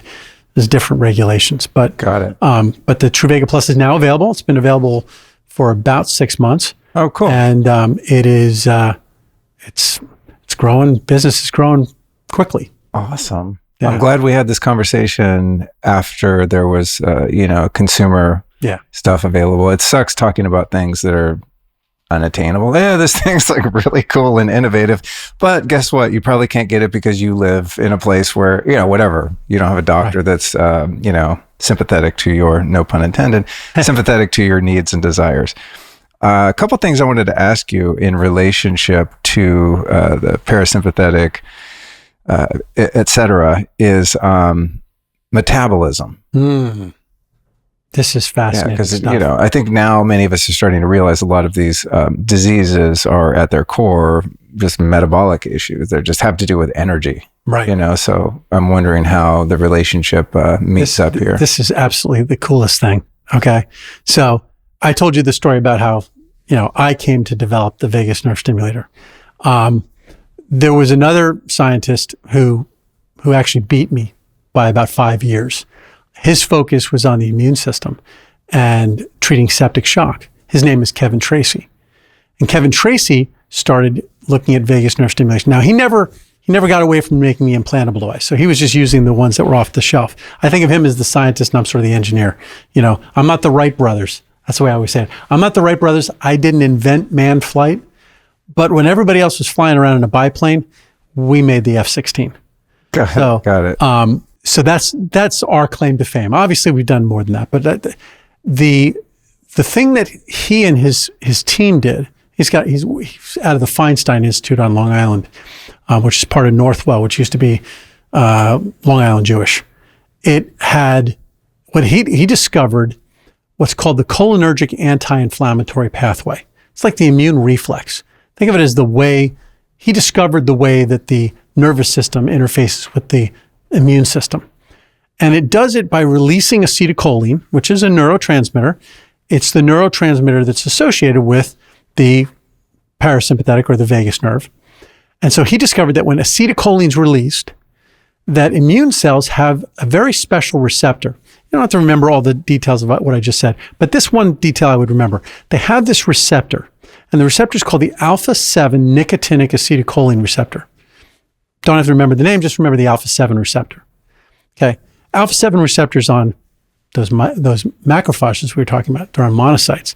They're on platelets, so it actually affects how you clot, whether or not you're going to hemorrhage or whether or not you can stop bleeding. It's a cool study that they did, and we can talk about that if you want to. But the goal here of this line of explanation is to say that they also discovered that same receptor sits on mitochondria.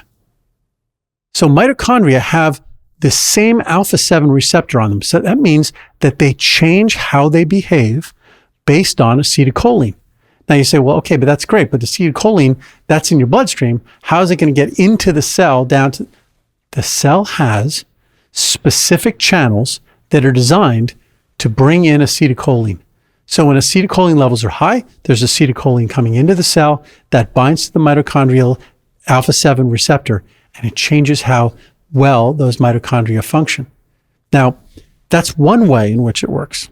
Another way is, and this is one of those things where it's like Mother Nature is so freaking cool. Okay.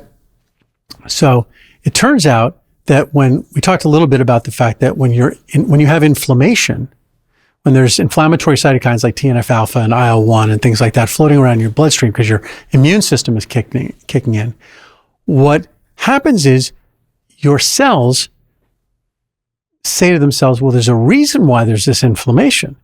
It might be because there's a virus around, or there might be a bacteria that's going to invade me. I got to make my inside really inhospitable to any invader. So how does it do that?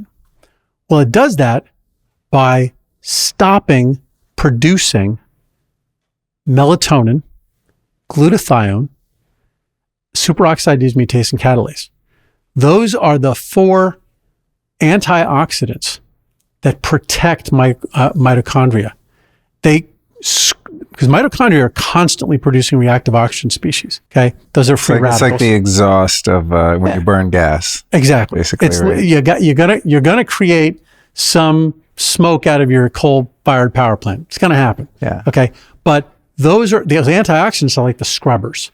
They turn all that. They take all the soot out of it, and they block it from damaging the mitochondria and the cell itself. I'm glad you mentioned melatonin in that context because there's so much misunderstanding. People think of it as the sleep hormone. It's like, dude, it's the mitochondria booster of all time. Exactly. I love melatonin. Melatonin is exactly. So, getting deep into the science here, tryptophan is an amino acid. We know it. It's in warm milk. It's in turkey. That's why everybody gets tired and falls asleep when they've had turkey dinners, and why warm milk is good before you go to bed.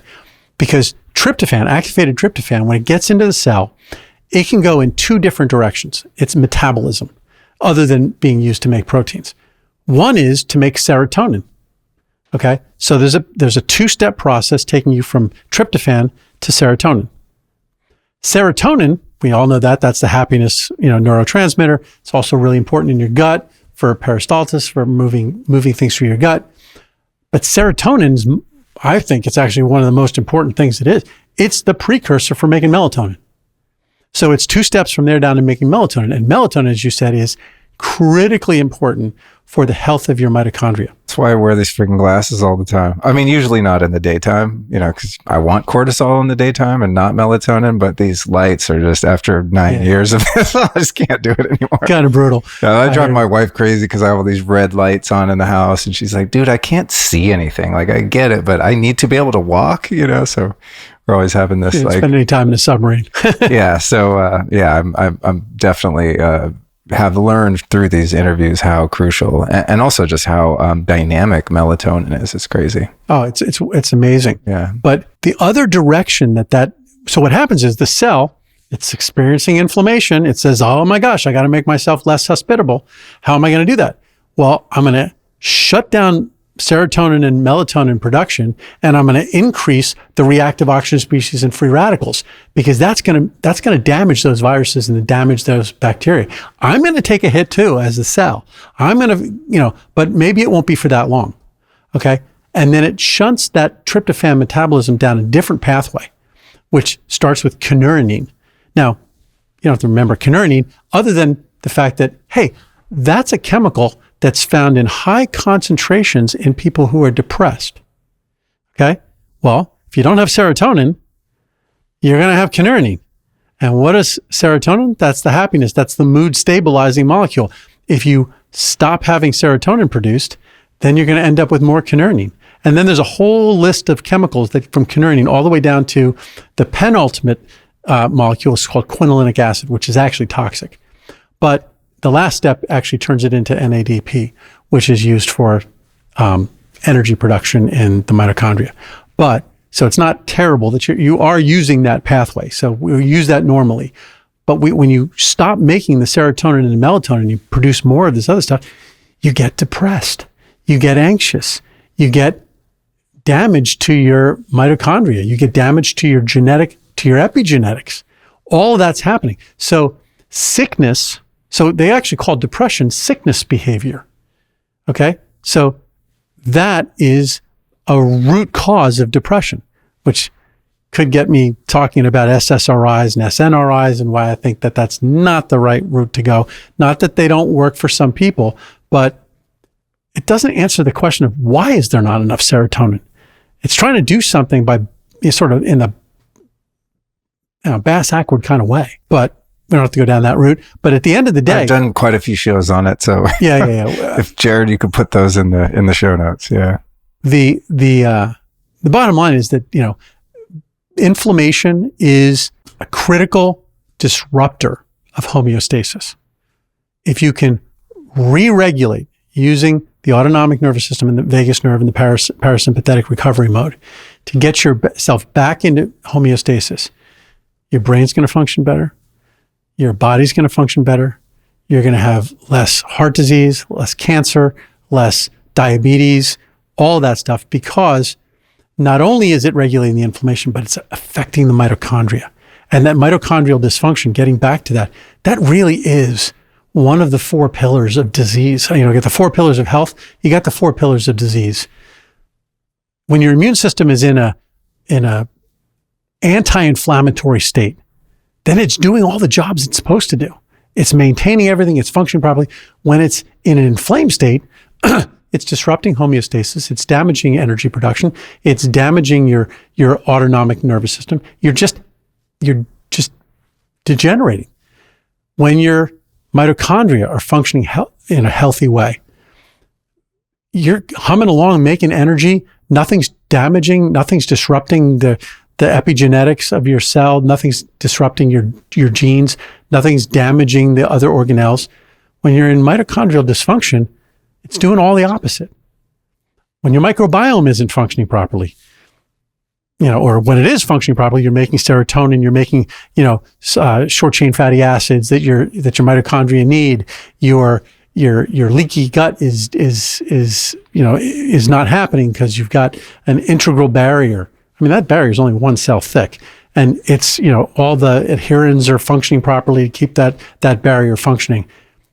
When it's not, and you're in dysbiosis, you're getting inflamed. You've got, bacterial overgrowth. You've got mitochondrial dysfunction. All those things, they go together.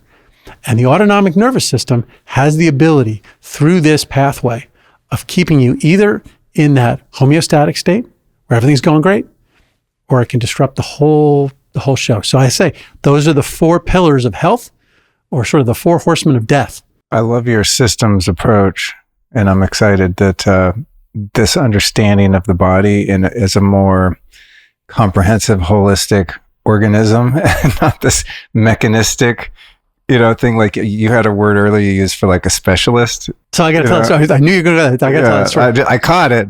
I was like partialist. Yeah, partialist. I can't take credit for that. That was the head of the Royal College of GPs, general practitioners, over in the UK.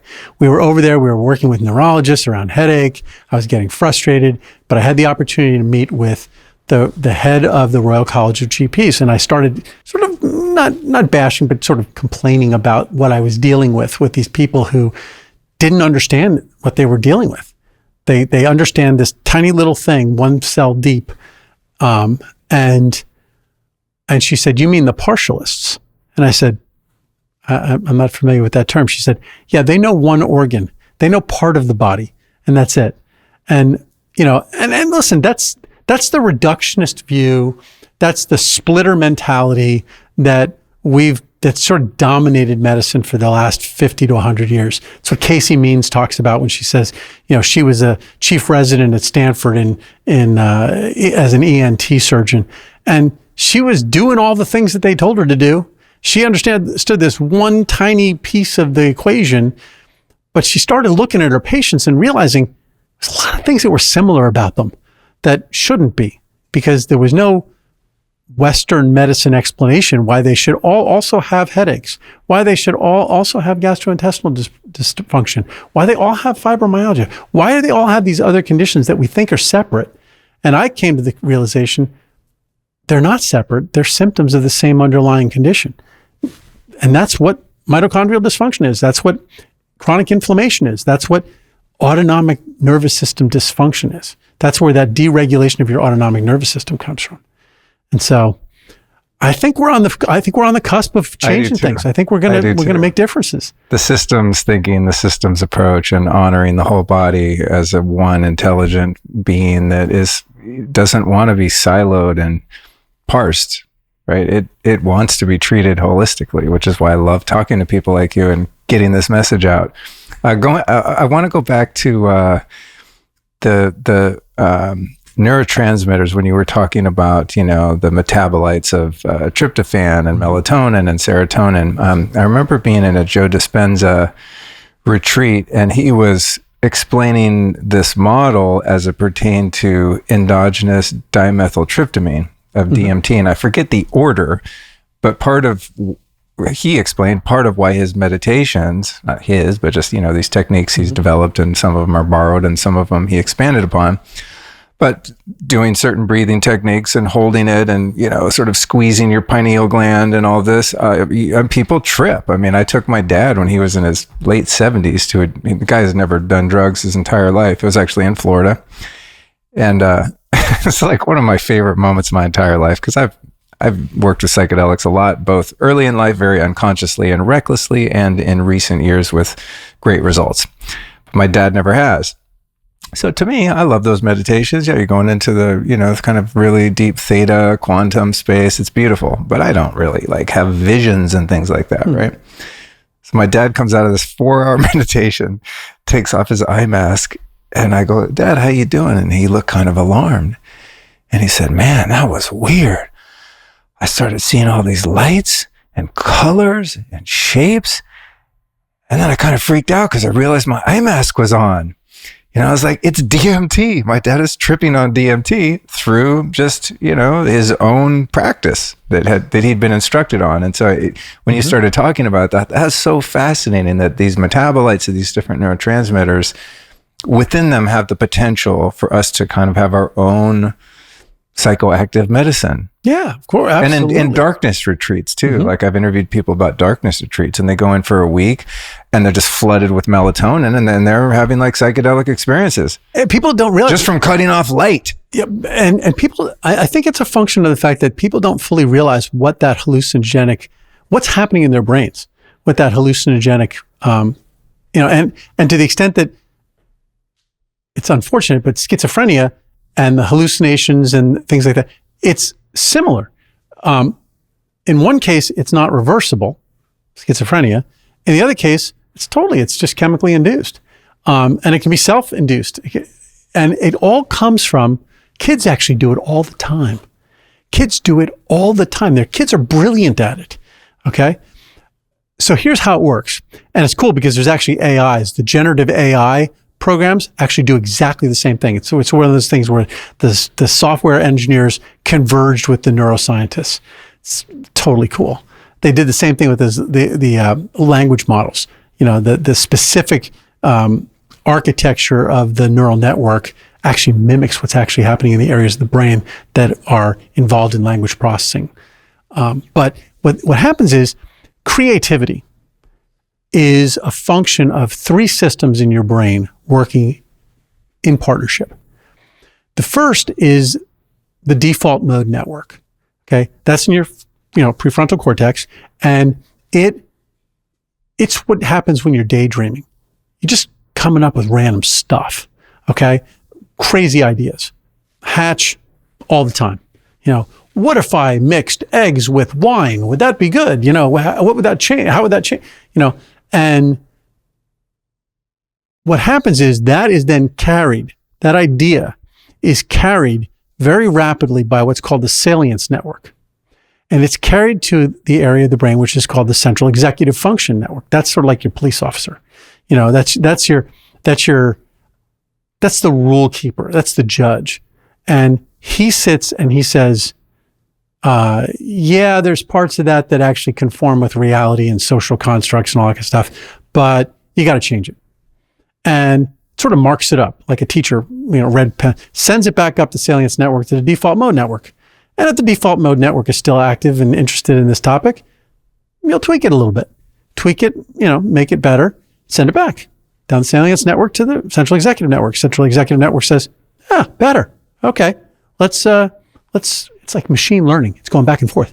It's literally what a generative AI does. They've got the artist and the critic, and they're going back and forth. The artist is creating something. The critic is saying, no, humans wouldn't do that.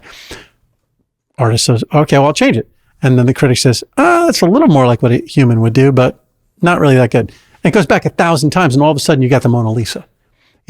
Same thing is happening in the brain, going back and forth.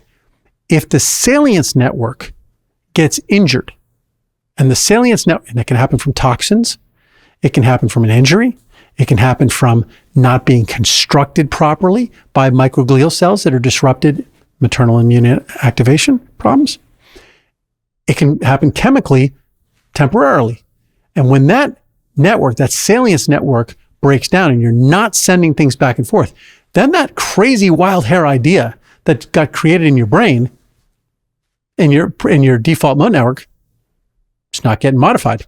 It's not getting changed. I mean, it just sits there. And you say, wow, you look like you have the face of a dog. And you're like, why are you drooling? And that's the same thing happens with mushrooms and LSD and a bunch of other psychedelics. You're just shutting down that salience network and allowing the default mode network to just go to town. And kids do it they just do it all the time. Little kids, they saw a monster.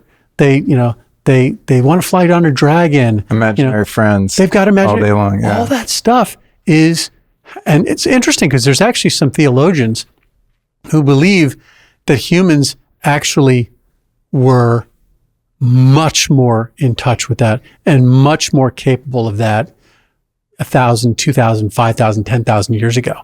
And that a lot of the mythology and the theology is actually a function of that being in touch with that default mode, which is why almost every civilization, ancient civilization, had some communing through hallucinogenic chemicals, whether it's ayahuasca or peyote or, what's the one that comes out of the rye grain or barley. I'm trying to remember. Oh, how they synthesized LSD?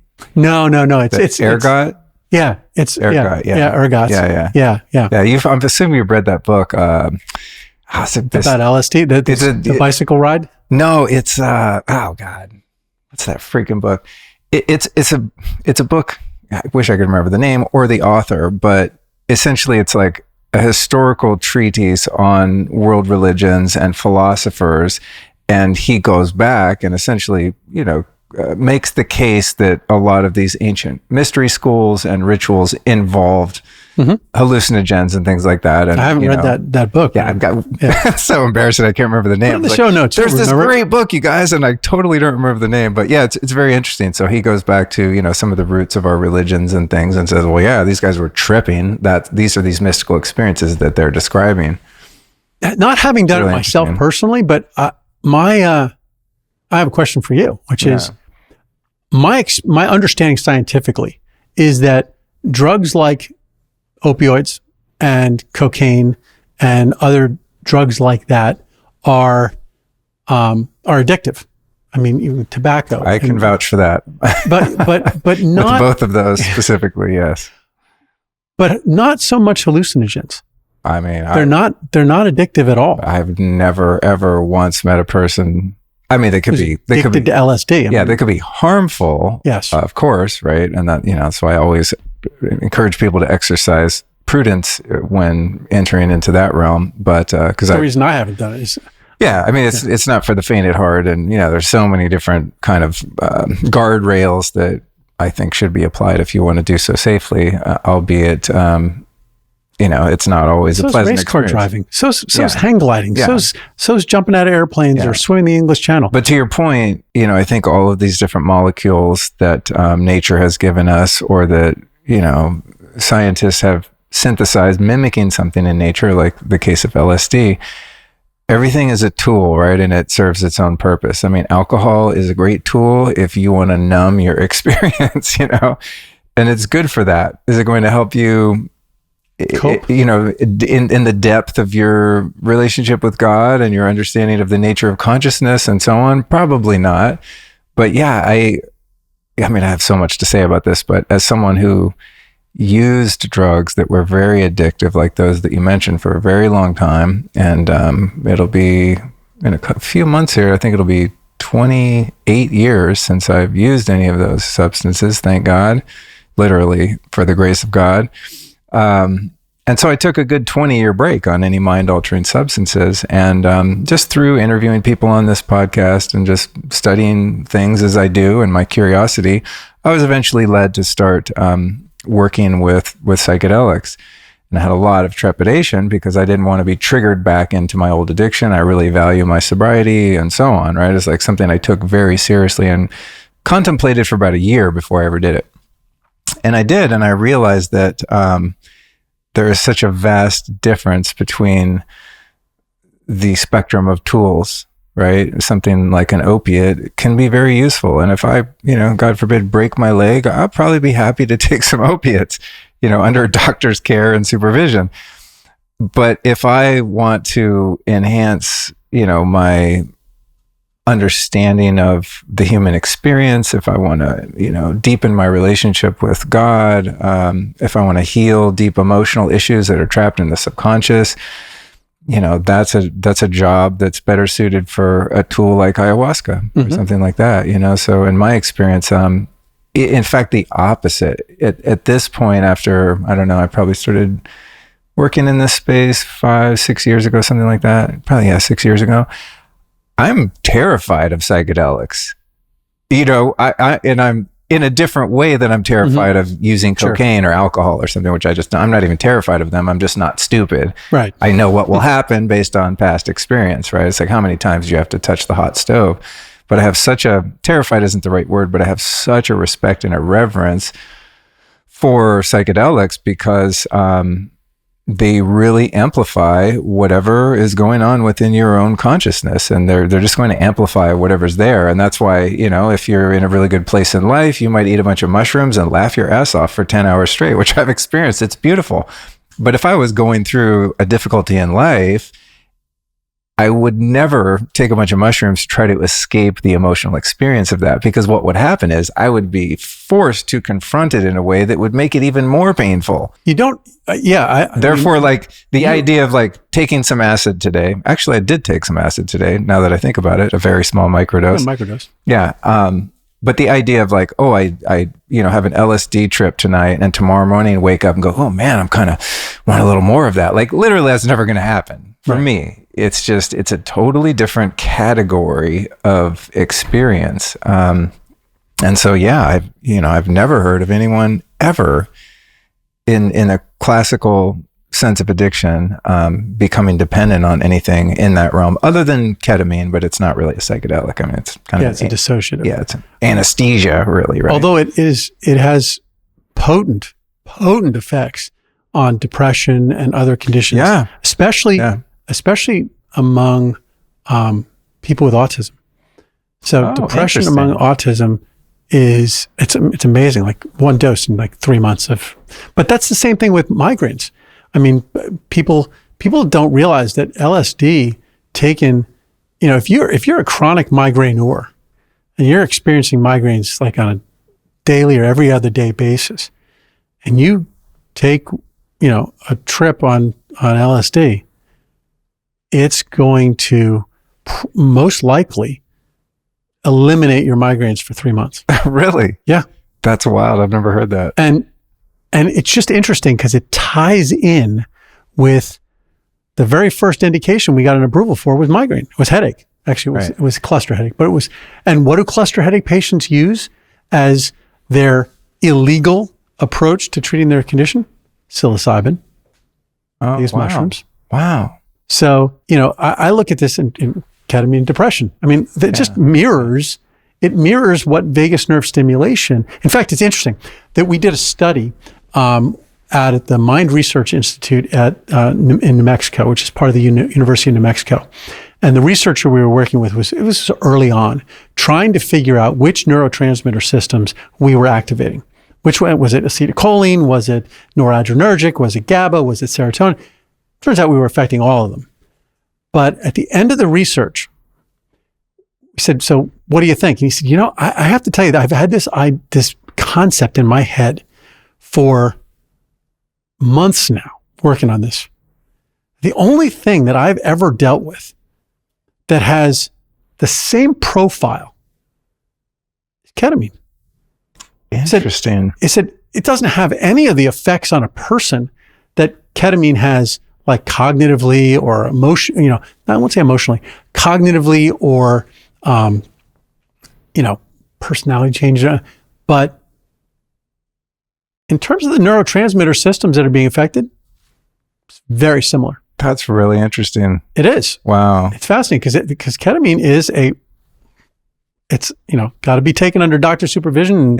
But it's just interesting how all these things are regulated the way they are and why they are. If you go back, LSD and other hallucinogenic drugs were not illegal in 1950. Yeah.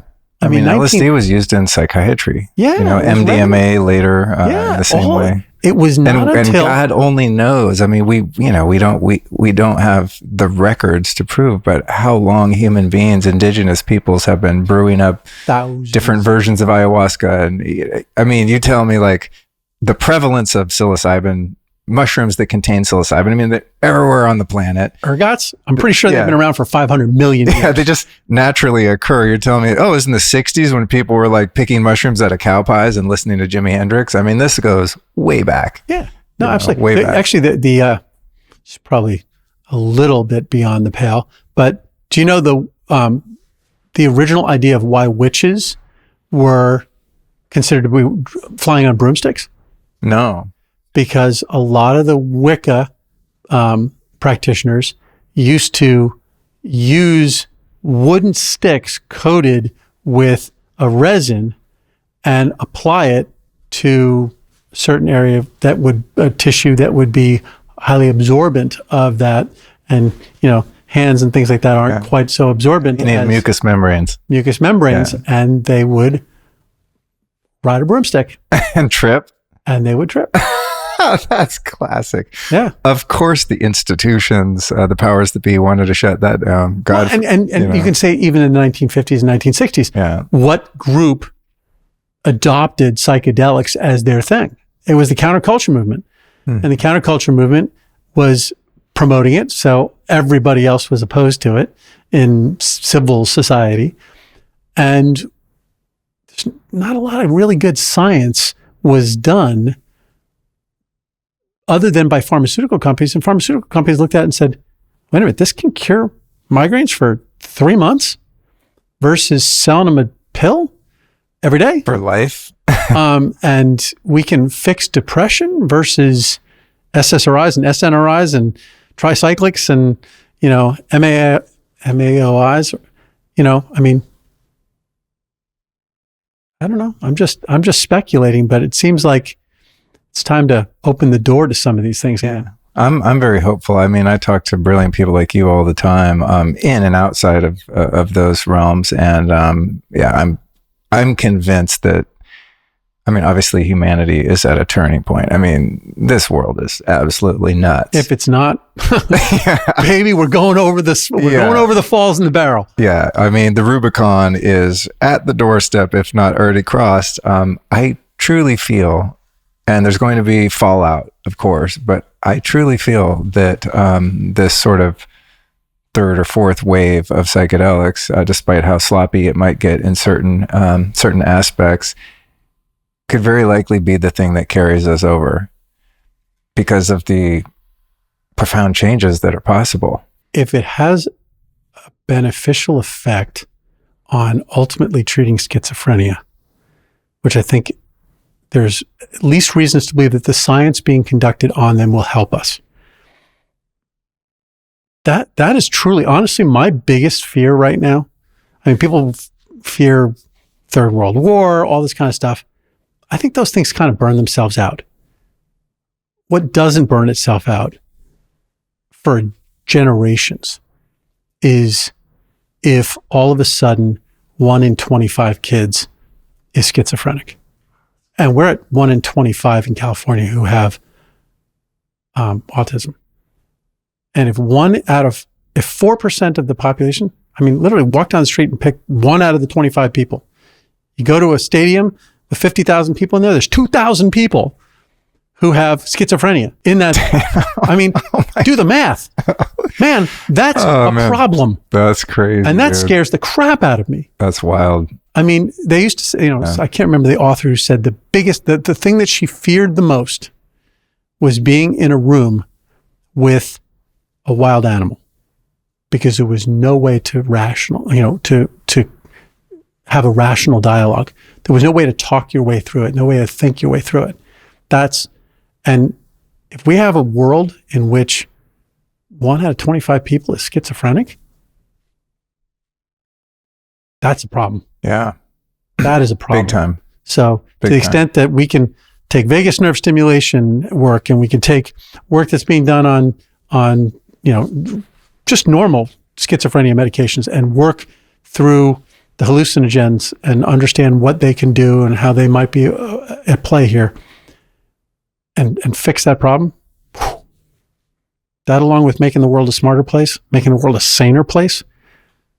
Just think about if every person in the world had one of these things and used it, just regulated nervous systems, just what that would do, right? With how reactive people are and how triggered people are. People, by and large, don't have the ability to respond to stimuli and stress in their environment. Like, people cannot adapt to day-to-day stress. That alone, right? It's just like how many road rage incidents and someone hitting their kid when they could have, resisted had they been more regulated. I think it's super huge. It's just crazy. It's like something that's this simple has such, potential. It's super cool. Super cool. Like I said, I'm committed. I'm getting back on this thing because if I'm honest, I tend to take on, I'm a very ambitious person, very driven person. I have a lot of energy. I'm not like ever tired. I go and I'll push the edge of anxiety because of just taking too much on. It's something I'm really working on. It's just pacing myself and don't have to say yes to every single shiny thing that flies by. And, just it's a self-care issue, right? Of just pacing myself. And I have more anxiety than I would like to admit, especially for someone who's been meditating for as long as I have, with as much consistency. Well, maybe you get 2 hours back of your day, because you 2 hours. Yeah, exactly. In 2 minutes. Exactly. But sometimes I just think, I think I should be a little more chill than I am, considering like how hard I've worked to overcome some of these challenges. So I'm recommitting myself. I'm saying it here on the mic to myself and anyone listening.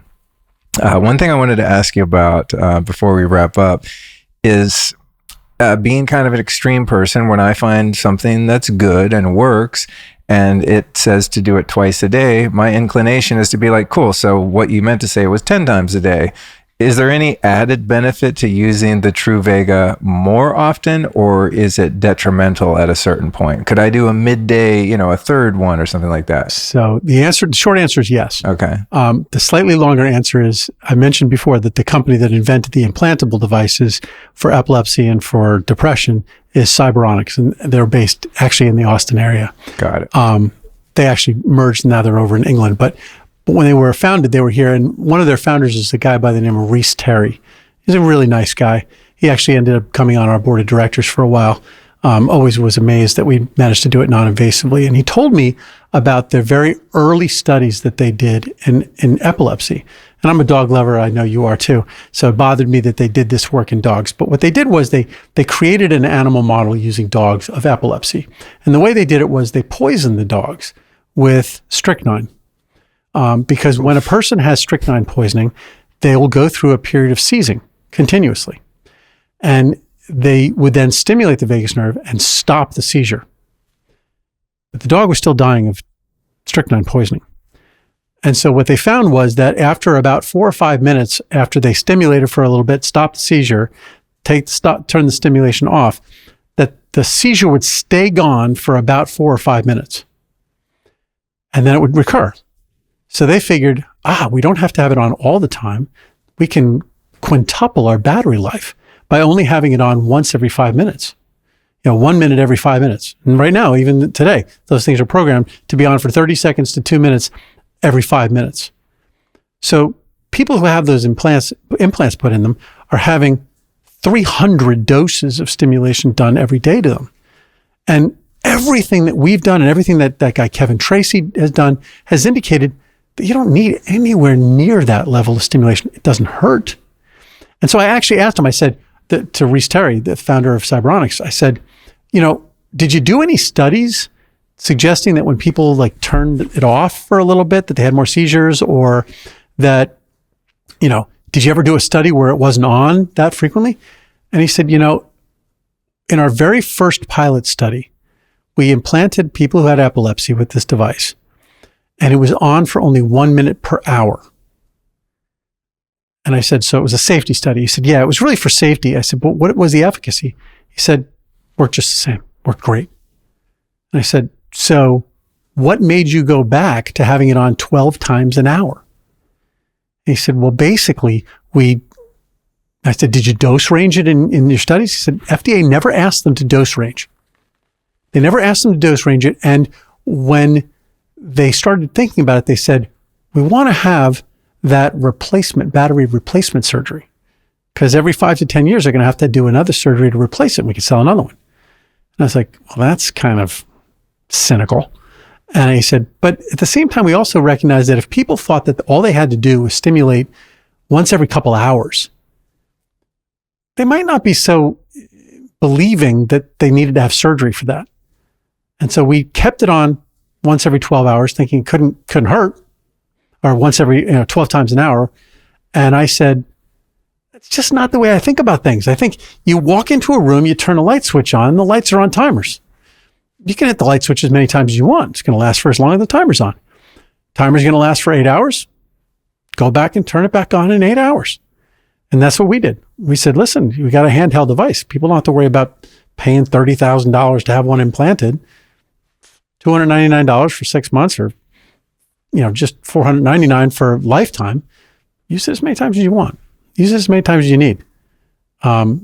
Generally, we tell people use it twice a day. And then if something happens, like if you have a really stressful situation or you have a panic attack that breaks through, use it. It's not going to hurt you. It's actually going to be wonderful. I did it on my older daughter. She broke up with her boyfriend. She was having a complete meltdown. For 90 minutes, she was just inconsolably freaking out. And I finally looked at my wife and was like, I'm going to stim her.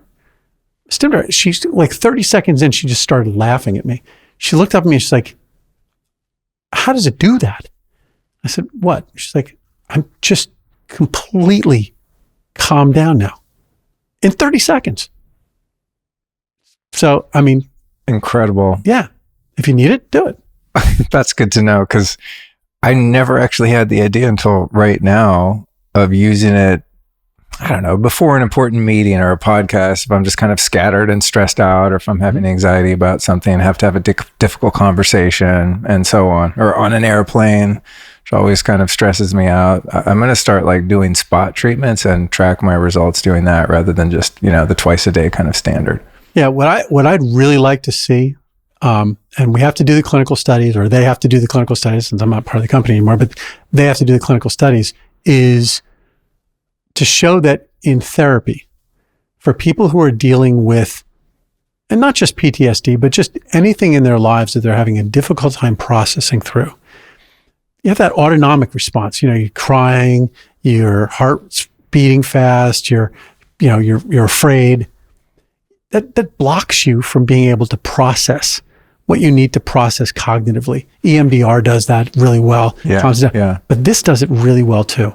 So what I'd like to see is that before every therapy session where you're going to tackle something difficult, STEM, it will make it so much easier to just process through what you need to process. That's a great idea. So that leads if you're out there and you're doing that, you're in the therapy That leads me to think it could be a good thing to do before doing some intentional plant medicine or psychedelic work. I think you should try it. I will. I'll do it, and I'll keep you posted. Can't wait. Yeah. Well, cool, man. I think that, no. There's one more thing I wanted to ask you. Just my geek brain wants to know every nuanced detail. What's up with the specific frequency coming off the electrodes? Because it doesn't seem to change as far as I can tell, other than in intensity if you turn it up or down. But it's not like, it's not running through some sort of, sequence of frequencies. It's one consistent one. Am I right in that? It's 25. Well, what your nerve experiences is 25 hertz. Okay. It turns out that what we do is bursts of 5,000 hertz sine waves to get through the skin painlessly. So if you try to do this with a TENS unit, man, at the amplitude we're delivering, I'd have to peel you off the ceiling with a spatula. Oh, so we have this super high frequency that gets through the capacitance of the skin, so we don't activate the pain receptors. I mean, you still feel it, but you're really more feeling the muscle, as you know, than the skin. I mean, there's a little skin tingling, but it's not that intense. Yeah. If I tried to do that with a TENS unit, that would be painful. I have a really powerful TENS unit downstairs, and it has a very sensitive, slow dial for that reason. It even says on it, do not use on your neck. Oh, really? I mean, TENS units come with don't use on your neck. Yeah. I have this thing called the Newbie, this company Newfit. It's incredible, man. It's such a cool technology. But man, you put the electrodes on and you dial it up real slow. It's you don't want to just hit it on 80. You know what I mean? Yeah. Like you said, you would hit the ceiling. So I'm always very careful with that thing, because I've, made the mistake of like, it's on high and then the electrode falls off and I put it back on. I was like, it'll shock the hell out of you. It's a DC current, so, it's not going to hurt you, but it can be very shocking. Well, that's cool. I'm glad I asked that. That's really interesting. Yeah. And I don't find it to be painful at all. No. It takes a little getting used to when the muscles start contracting and, it's a weird experience. Most people haven't had it. Most people haven't done anything that's even remotely close to that experience. But it's funny, when we did it with dogs to treat their epilepsy, because we actually that idea of doing it non-invasively, within really one or two stimulations, the moment you bring it out, the dogs roll over and show you their neck. They like it. Oh, interesting. They like the anxiolytic effect. We've already talked about how their autonomic nervous systems are really good. They're dialed, yeah. They love it. Wow. They'll roll right over and show you their neck because they want it. The stimulation. That's cool. So don't tempt me, because I'll try it on my not epileptic dog. Actually, any dog that has like separation anxiety or she has that thunder, big time stim. Wow. I'm assuming on a very low setting. No, you'd be surprised. Dogs, Really? you can crank it up to 40 on them. Really? No problem at all. That's cool. That's cool. All right, dude. Well, in closing, we'll tell people again to go to, or for those that care to, go to lukestorey.com/Truvaga, and we'll put all those links and codes and stuff in the show notes. Last question for you, my friend. Who have been 3 teachers or teachings that have influenced your life and made you who you are? That's great. So I have to first, my hat's off to my grandparents. My mother was an only child, and both of her parents were teachers. And they dedicated their lives after retirement to working with me and my sisters, but I was the oldest, and they really focused a lot of attention on me. So I have to give credit to my grandparents first. Second, was a math teacher I had in high school. His name was Mr. Lepori, and he was just a really kind person who I had math with him for 4 years. Because they actually got him out of a college to come and teach our class, because we had a group of really good students, and so I have to hats off to him. And then the last one would be my co-inventor of the Truvaga. He's also an MIT grad, but he graduated 20 years before I did. He has a PhD in physics, and he was not just a good teacher, he was a great friend and still is a great friend. And shout out to Bruce. I was running a company, raising tens of millions of dollars and having the time of my life, mostly because I got to sit in his office and go in and I would lose, I wouldn't even say hours, I would say days, just sitting in his office talking about anything that was interesting. I remember one time we actually had a trip to Europe, and he and I sat this is the last story, I promise. We're sitting in a bar in the airport at Heathrow. And this is a crowded bar waiting for our flight. And we're having a conversation about how to calculate from first principles the number of particles in the universe, the number of protons. How many protons are there in the universe? And we're having this intense conversation. And all of a sudden, there is this roar of screams and yells and shouts and everything. And we nearly spilled out. I think I actually did partially spill my drink. And it was because there was a soccer match going on and somebody had scored, and everybody else in the whole bar was watching that game. We weren't. We were utterly unaware of it. And that he and I could have conversations like that. And I learned so much from him. And I didn't just learn things. I learned how to learn. And he and I just fed each other's love for learning and being open-minded to new thoughts and just thinking that it's possible. Let's go find out if it's true. Epic. Yeah, he was a good guy. I just thought of one more question. Sure.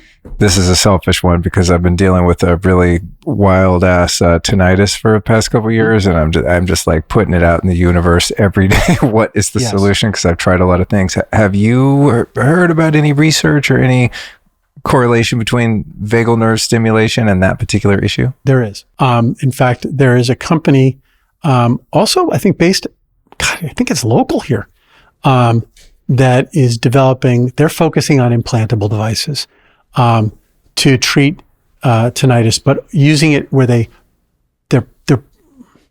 they're tapping into the neuroplasticity amplification that vagus nerve stimulation offers. So they're pairing up the stimulation with tones. So listening to tones and trying to reorient the auditory centers to not have that ringing and things. But the problem is it only works for it would only potentially work for about half the people, because half of tinnitus is literally just due to, just loud noises, wear and tear, and it sounds like Roger Water concert. yeah. Would that be considered bimodal stimulation? Well, to the extent that you're doing it from two different directions, yeah. Okay. Definitely. I got this device called the Linear. I think it's from Ireland, and it's kind of one of the new hopefuls in the tinnitus space, which I'm unfortunately in. And it works with a stimulator on the tongue combined with specific tones and frequencies and things like that. And my dad had incredible results with it. I have not so far. So I'm hoping I'm not in the I'm not in the 50%, you know, for which nothing works except a miracle. But I'm going to keep at it. You know.